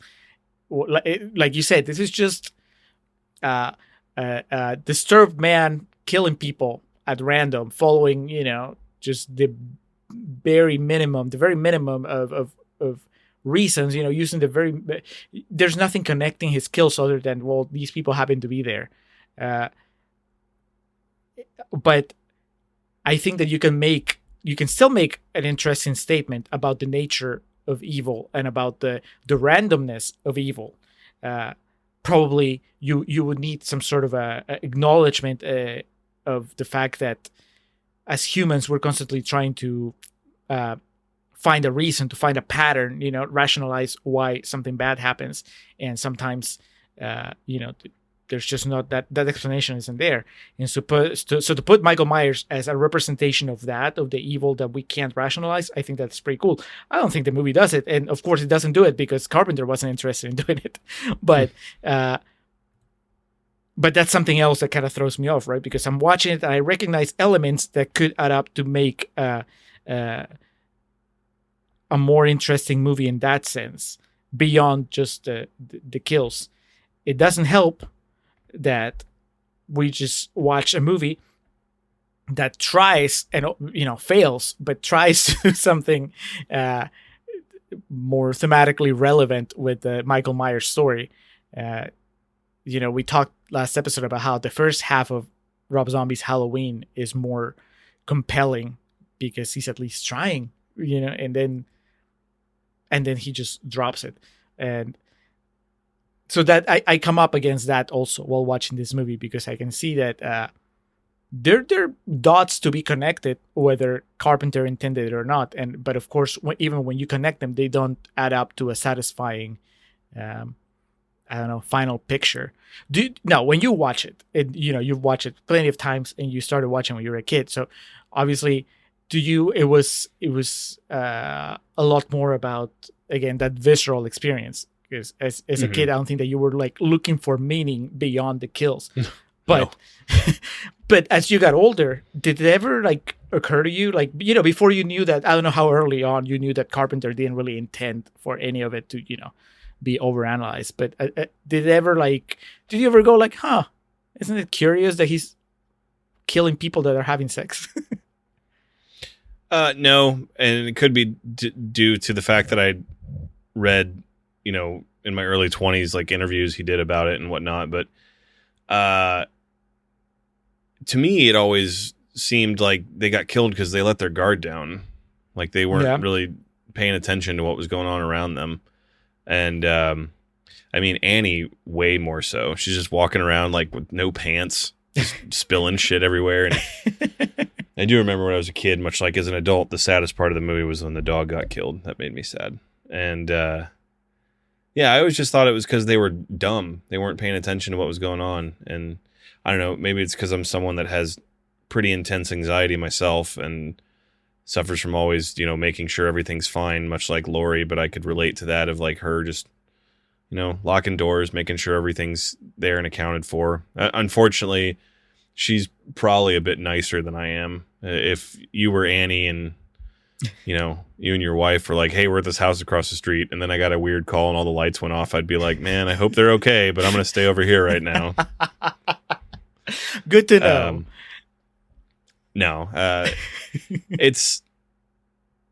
I think so many elements of it are relatable to me, especially because I grew up in a very Pleasantville-esque town, much like Haddonfield. We didn't have a Myers house, though. We didn't have a house that like was a standing reminder of a tragedy or massacre. But just the idea that nothing can go wrong, and but still, again, just relating to the Laurie character of just always kind of being a little bit on edge and a little bit unsure and a little bit not sure of her own sanity, and because of that, making sure she's a bit more alert and attentive. Yeah, the sex thing never really came to mind for me with this.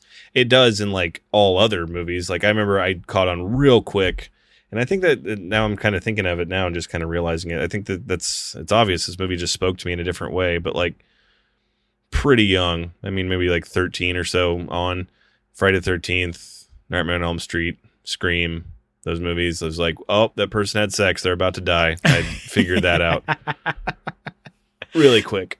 Yeah. And well, I was going to say, I think Halloween's too.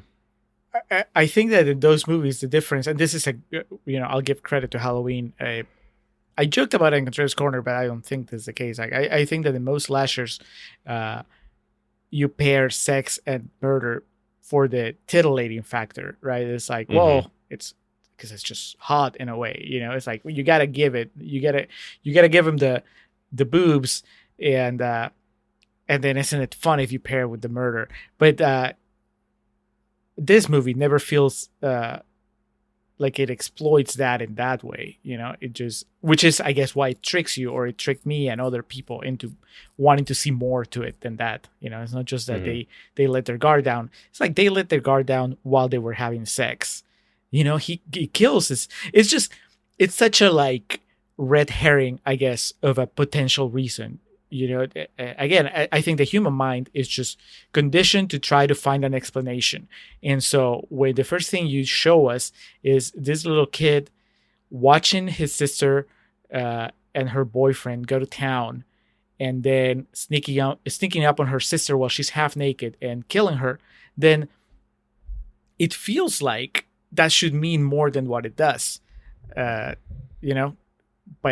But again, I'm watching it as an adult, so I'm just like obviously overanalyzing it from the very beginning instead of just letting it take me as a fresh experience. And that can drive you crazy too, trying to make sense of something that's not there. We've talked there's a lot of movies that we've talked about, and I was thinking about that an analogy or whatever you want to call it I made earlier, the point of the story versus the telling, because we've done plenty of movies where the story was pretty good but the telling was dog shit. And on that same vein, we've done plenty of movies too where we try to make more of it than is there, and you come up frustrated with it when you can't.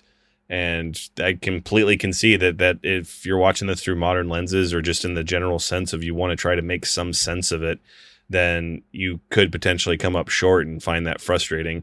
And it's been proven. There's people that have written like scholarly articles on it about trying to make sense of this movie and what it means and the phallocentric nature of the knife. And to me, it's always is what has made it so good, is that there is no sense to be made of it. Again, in my opinion, clearly enough people believe it one way or the other. Like you said, whether John Carpenter intended to, the quote I had was, it has been suggested I was making some kind of moral statement. Believe me, I was not. But that's fine for him to say now. There's a lot of music that's been made that was made with, no real intention, that has taken on kind of a life of its own. But for me personally, the statement that's there is that there's no sense to be made out of crazy and evil sometimes, which inherently makes the movie even scarier. Whereas, all the really bad movies I like, the Friday the 13th and Nightmare on Elm Street's, my takeaway of the story of that is this is a stupid movie that I can watch and just, eat junk food and laugh at. Whereas,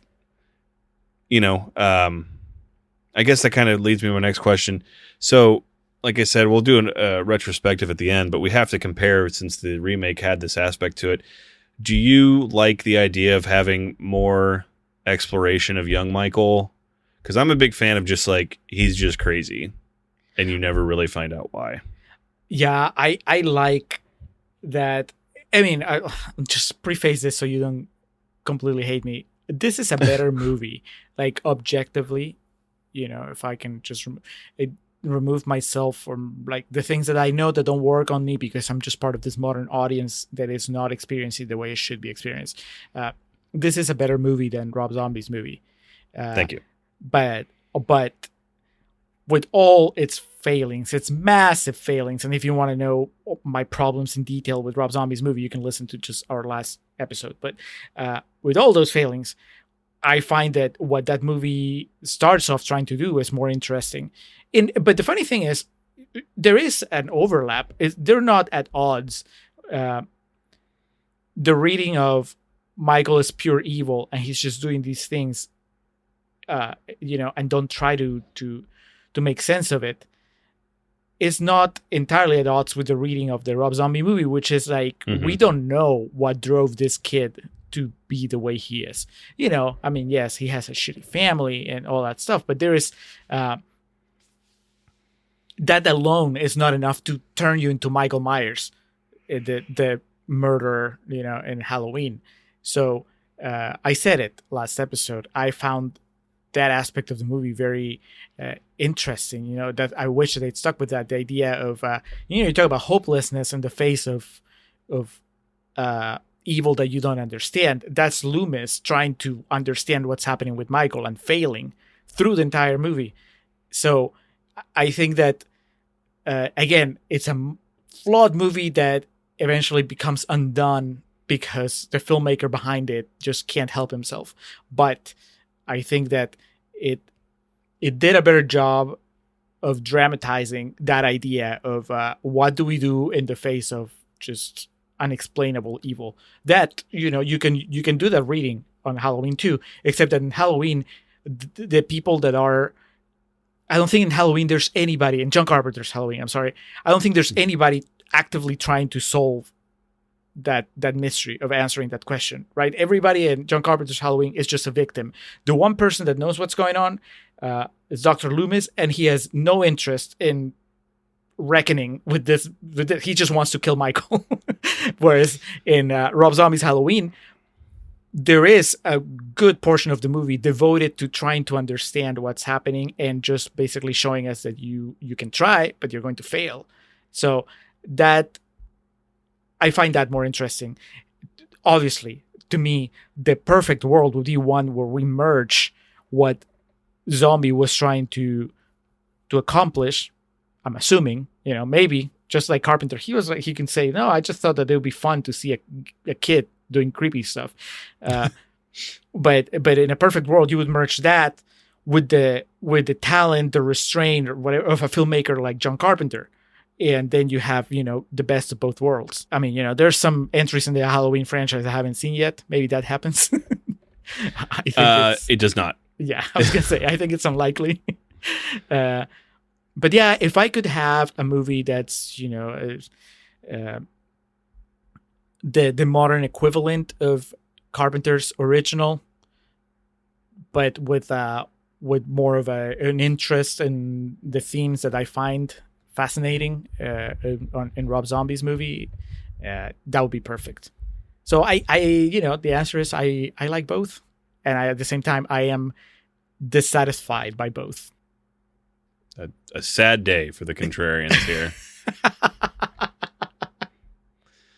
I don't think it's so they're so different though. I think, like I said, I think there's overlap.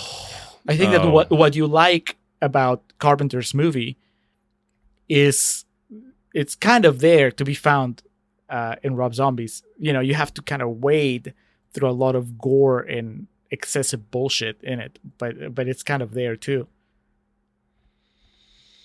Yeah, I'm not even gonna approach that. For all the positive things I did say about Rob Zombie's Halloween, and for the very genuine comment I made of it's one of the movies I have a more complicated relationship with, I don't even hold it in the same stratosphere as this. So, no. I'm also listen to that commentary and let me know. I also am, as I've said on here before, and it's one of the things I've grown impatient with the modern telling of. With the modern presentation of television and film is the idea of every single thing has to be explained. I'm a big fan of just getting dropped in and having to figure out your way. Whereas with this, they spoon feed you pretty well, but there's still that aspect of Loomis's character of just like, I really do like their dynamic, especially obviously in the original of he's the only one that really understands him. And what he understands is that he is just should never be allowed like out. He should be locked away forever. He's this like anomaly to the human race that has occurred. And he sees through, any potential facade that he can put up as, crazy or whatnot. He knows what he is, and what he is should be locked away in a vault to never be accessed. So moving in here, kind of winding down, we'll get into a little buckshot approach with the performances. Like I said, I could be here all day talking about this. One thing I did want to call out that I thought was funny was this was one of the first films to use the Panavision camera. It had just a different scope, and it's used for a lot of the panning shots. And the cinematographer they got for this was a gentleman by the name of Dean Kundi, I believe is how you pronounce his last name. And I'm trying to see if he did anything else of real notoriety. He did Rock and Roll High School, so there's back to back for me. Wow. Back to the Future. He did the cinematography for Back to the Future. 1, 2, and 3, Hook, Jurassic Park, Apollo 13. So obviously he's an accomplished cinematographer. But the thing that caught me that I laughed at was, I guess he might have been friends with John Carpenter.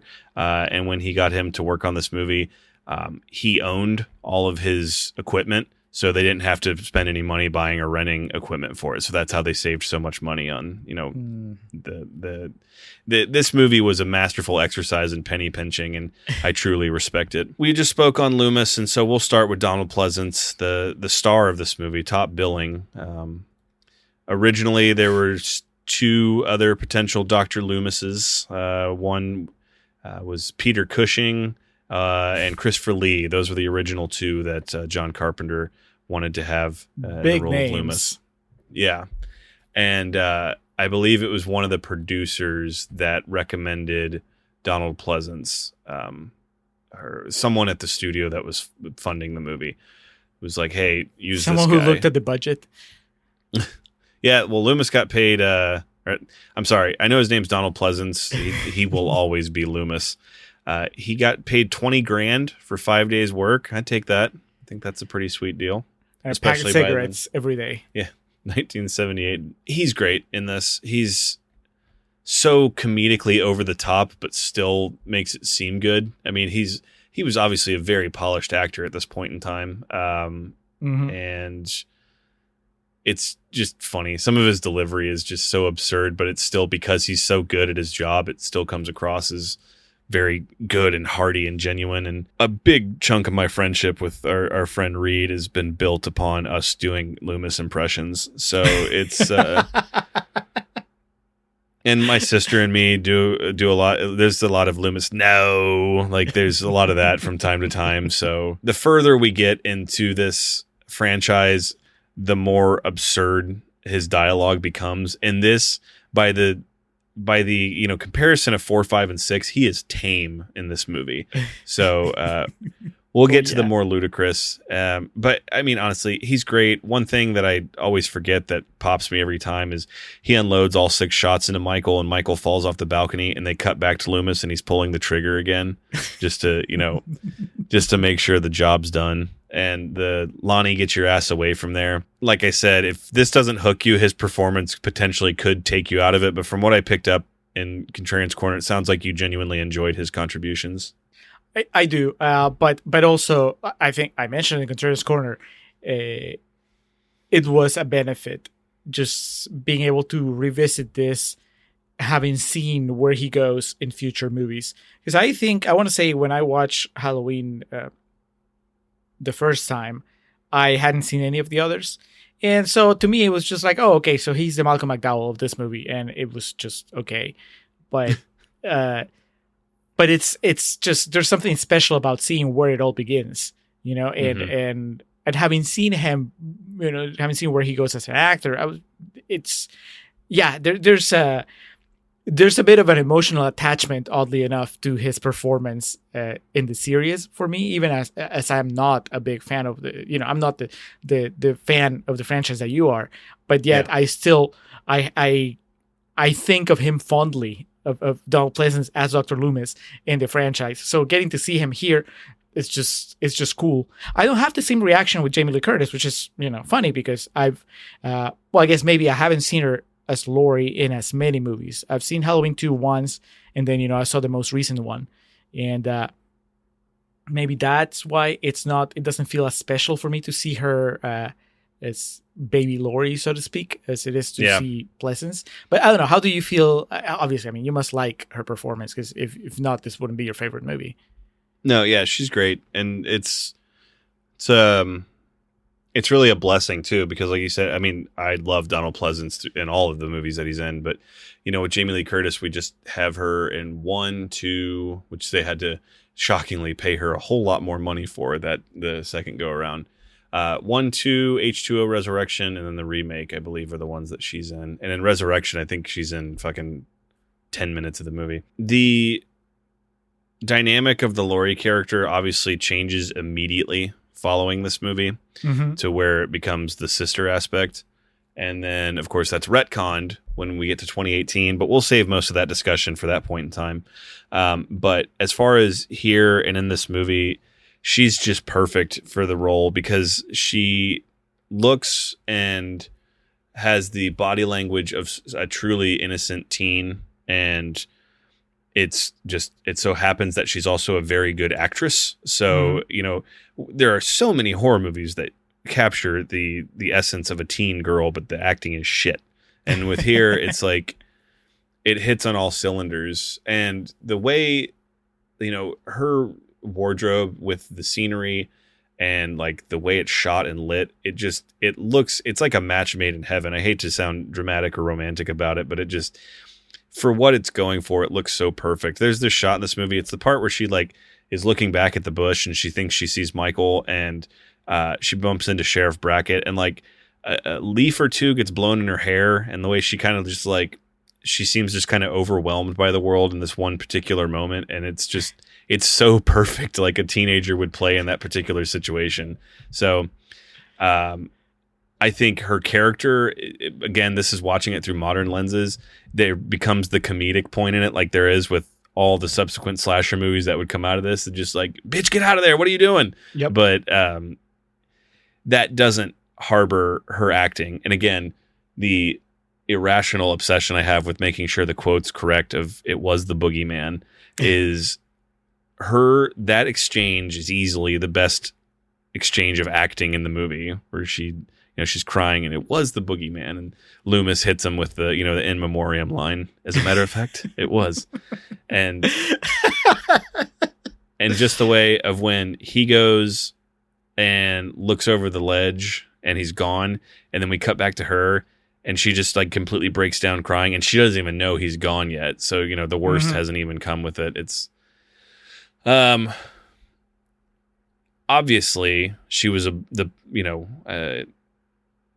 metaphorical ball of clay at this point, in terms of she would go on to do things in all aspects and all genres of acting that were better than this and very, very good. But still, that should not take away from her, her debut. Her rookie effort is still really good. And you can, even with the points that we're calling out of kind of detraction, even watching it through modern lenses, you can still point and say, yeah, there's a lot of talent there. And I assume this person went on to make a lot of really good things. So, overall, yeah, her performance is terrific. Yeah, I think the performance is there, and I really like her beat at the end when she just breaks down. I think that's the highlight, because it might be like the most interesting thing that the movie gives her to play, and she nails it. And yeah, she definitely comes across as a teenager. I think she plays the part. I mean, you couldn't play it better. I think that where I run into a problem is that I just wish that there was more. That she was given more to do other than just kind of wait until something happens. And, there's only so much I can take of her babysitting, or of her, just talking to her friends and all that stuff. It's still better overall than what they give Scout Taylor Compton to do in Rob Zombie's Halloween. I don't know. Now that we've seen them both, be a weak woman. with Scout Taylor Compton, it seemed like the main direction was, hey, you need to make an impression because you're the Jamie Lee Curtis character. So you need to try really hard. And Jamie Lee Curtis doesn't have to live up to any standard here. So she can just kind of like be. And but at the same time, there's not a whole lot happening. It's like she kind of gets the sense that somebody's stalking her. And then it's just mostly her hanging out in the house for a good chunk of the movie. So I wish that there was more to it. And it's funny because I realize I don't have the connection to the Laurie character that I have to the Loomis character, that allows me to really enjoy that Donald Pleasance early days, the Loomis early days. But I do have the attachment to Jamie Lee Curtis. And I kind of mentioned it in Contrarians Corner. I think that works. That's one of the things that works when you're watching the movie through modern eyes, because even if I don't really care that I'm watching young Laurie, I do get a kick out of watching a young Jamie Lee Curtis. And so, it's like I enjoy Loomis for Loomis and I enjoy Laurie for Jamie Lee Curtis. That I can at least find something, I don't say redeemable, but that's too strong. I can just find something to enjoy and something to latch on to. Yeah, it's like, it's young Jamie Lee Curtis. How cool is that? Why isn't she doing more? The point of, I just, it boils down to a wish that the movie had moved a little faster to get those confrontations. It's not, it's a cool idea. You have this girl who's like the goody two shoes, and she's being haunted by this, thing that nobody else seems to be aware of, and she's kind of paranoid, and then eventually it turns out that yes, it was real. The boogeyman was real, and he almost killed her, and he killed all her friends. But I wish there was more happening between the beginning of that and the conclusion. But she's great. Donald Pleasance is great. I don't know that anybody else. I know what's her name, the blonde girl that you keep referencing. Referendal, PJ Souls. Yes, I know that she's trying, but I don't know that did she make an impression on you beyond the fact that the nudity was not there and then it was. No. Yeah, it was. Everyone in this movie was inconsequential when I was younger, and now, it's PJ Souls. It's awesome. It's like I said, if we're talking PJ Souls joints, I would fire up Rock and Roll High School before this if I was just watching for her performance. But there's a certain, I'm trying to think of the right word. It's what the French call a certain I don't know what that she brings to it, that it in hindsight or watching it now in retrospect, it really adds to it. And I mean, it's the sum of its parts. And if she wasn't in there, there'd be the whole aspect of her missing. So, but to your point, Nick Castle, who plays the Shape, Jamie Lee Curtis and Donald Pleasance are easily the standouts. Gentleman plays Sheriff Brackett, has some good delivery, but it just seems like Charles Cyphers is his name. Likely just, again, much like Donald Pleasance, a very polished actor at that point, and so it shouldn't be surprising. I don't know why. I guess because every time I watch this, I have to find something new to appreciate about it. The scene where they go to the hardware store and they've been token up in the car and they talk to Annie's dad, Sheriff Brackett. I don't know why. I just thought the exchange in that was better than I remembered. And then that part of like, he's yelling at her and then the alarm goes off and she's like, my dad shouts too. It tickled me for whatever reason. I mean, we'll discuss the overall Michaels's when we get to the end. And obviously we're going to be picking up at the end of this movie for the final bit of Haddonfield Nights. So we'll be coming back to certain aspects of this as we're going to be moving on to the bonus episode for our first month here of Haddonfield Nights, which is Halloween 3, Season of the Witch, where Mustafa Akkad and his production company, Band of Merry Men, wanted to try something a little bit different. And in one aspect, I think they succeeded. And in another far greater aspect, they did not. So, well... That's going to be a fun one, but like I said, that'll be a bonus episode as it's not going to really track any chronology as Michael Myers. The only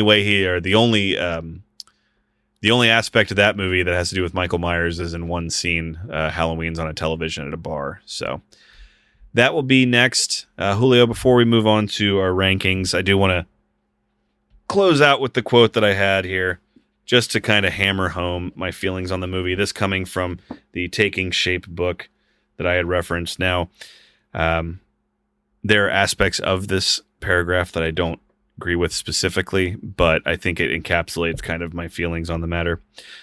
4 decades later, it's difficult to find anything to say about Halloween that hasn't been said before. Like Casablanca, The Searchers, and Jaws, it's one of those rare perfect films. Perhaps that's why we still bother with sequels, remakes, and clones. We know the odds aren't good, but we still hold out hope that lightning may strike twice. Even if it doesn't, we'll always have the original. 40 years later, its raw power has yet to diminish. What's the key to its success? Take your pick.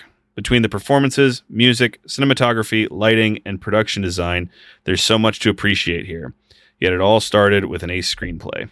Again, my feelings on this are obviously way more exaggerated than yours, or more over the top, I should say, Julio. I tweet a lot about wrestling and about how it used to be better. And I tweet a lot about I talk about, I should say, things in general and how they used to be better. And I think that paragraph, when I was reading that and Taking Shape, kind of brought me some comfort of, yeah, they may have been, but that doesn't mean we can't try to still make things that either will be as good, if not better, or help to remind us of why things used to be better. So I think it kind of brought me, reaffirmed that it's okay to appreciate things from before, but hope for better in the future, which sometimes I get really hung up on. I'm just saying, hey, no shit just used to be better and everything sucks now. So I think that was kind of that a cleansing fucking exercise. book got through to you where I wasn't able to get through to you in like over 100 episodes of the Contrarians. To be fair, I just like arguing with you. This book doesn't talk back, so.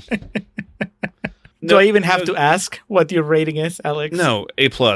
You know, it's an A+ and then a smiley face next to it, and a see me after class, so you get a treat. I am conflicted. My brain says 3 stars. My heart says 3.5. But I feel like that extra half a star is mostly to please you, and it's pointless because it's not gonna please you anyway. It's 3.5. Yeah. Let's be true to myself. It's no offense, Mr. Carpenter, and everybody involved in this movie. I hope that if nothing else, I've shown that I do appreciate everything that the movie does right, even if it doesn't work for me. But ultimately, the rating reflects how I feel about it. And so to me, it's a good movie that doesn't work for me. So it's 3 stars. That is fair. God, I'm gonna laugh so hard if you were like over the moon about part 6, The Curse of Michael Myers, which is Dude, like, never say never. I would be like, I had a blast. Give me more Paul Rudd. Yeah, It would have been horrible if I rated it 2.5, which is what I rated Rob Zombie's Halloween.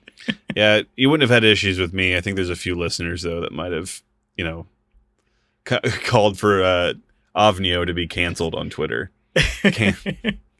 Hashtag cancel the Contrarians. All right, so that wraps up the original Halloween. That has been a long time in the making, at least from this side of the coin on the Contrarians. So glad we got to do that. Like I said, next episode will be Halloween 3 Season of the Witch. In wrapping up, we want to make sure we give a shout out to the Festive Years who provide our opening and closing tracks. They open us up with Last Stand, Take Us Home with Summer of 99. As always, greatly appreciated. Be sure to go to thefestiveyears.com for any and all Festive Years needs. Our regular logo and our seasonal logo were both made by Hans Rothgieser, our fellow podcaster and overall Renaissance guy. He podcasts, he writes, he draws, and just does everything. You can check out his work at mildemonios.pe. That's MILDEMONIOS. You can also email him at mildemonios@hotmail.com or reach him on Twitter at mildemonios. He has 3 podcasts, 2 in Spanish. One is called Nación Combi. The other one is called Marginal, about Peruvian current affairs and economy, respectively. You can find him in any podcatchers. And if you want to hear him speak in English, he has a podcast called Living in Peru. That's about immigration to Peru. That's in iVox.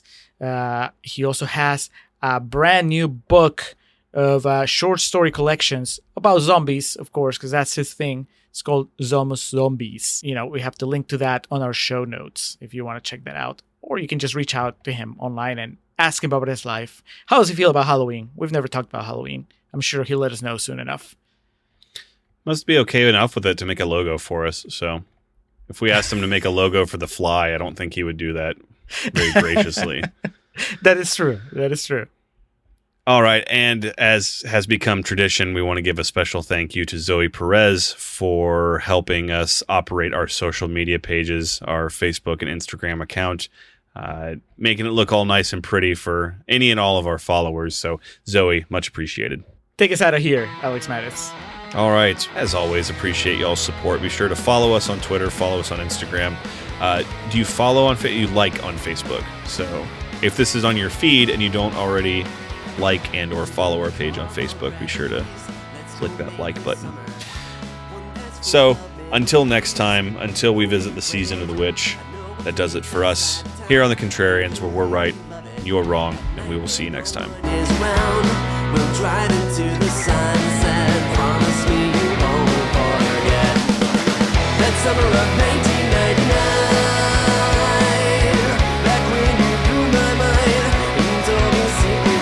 Dark, I'm just fine. Things are asking, I just can't quite get by. That time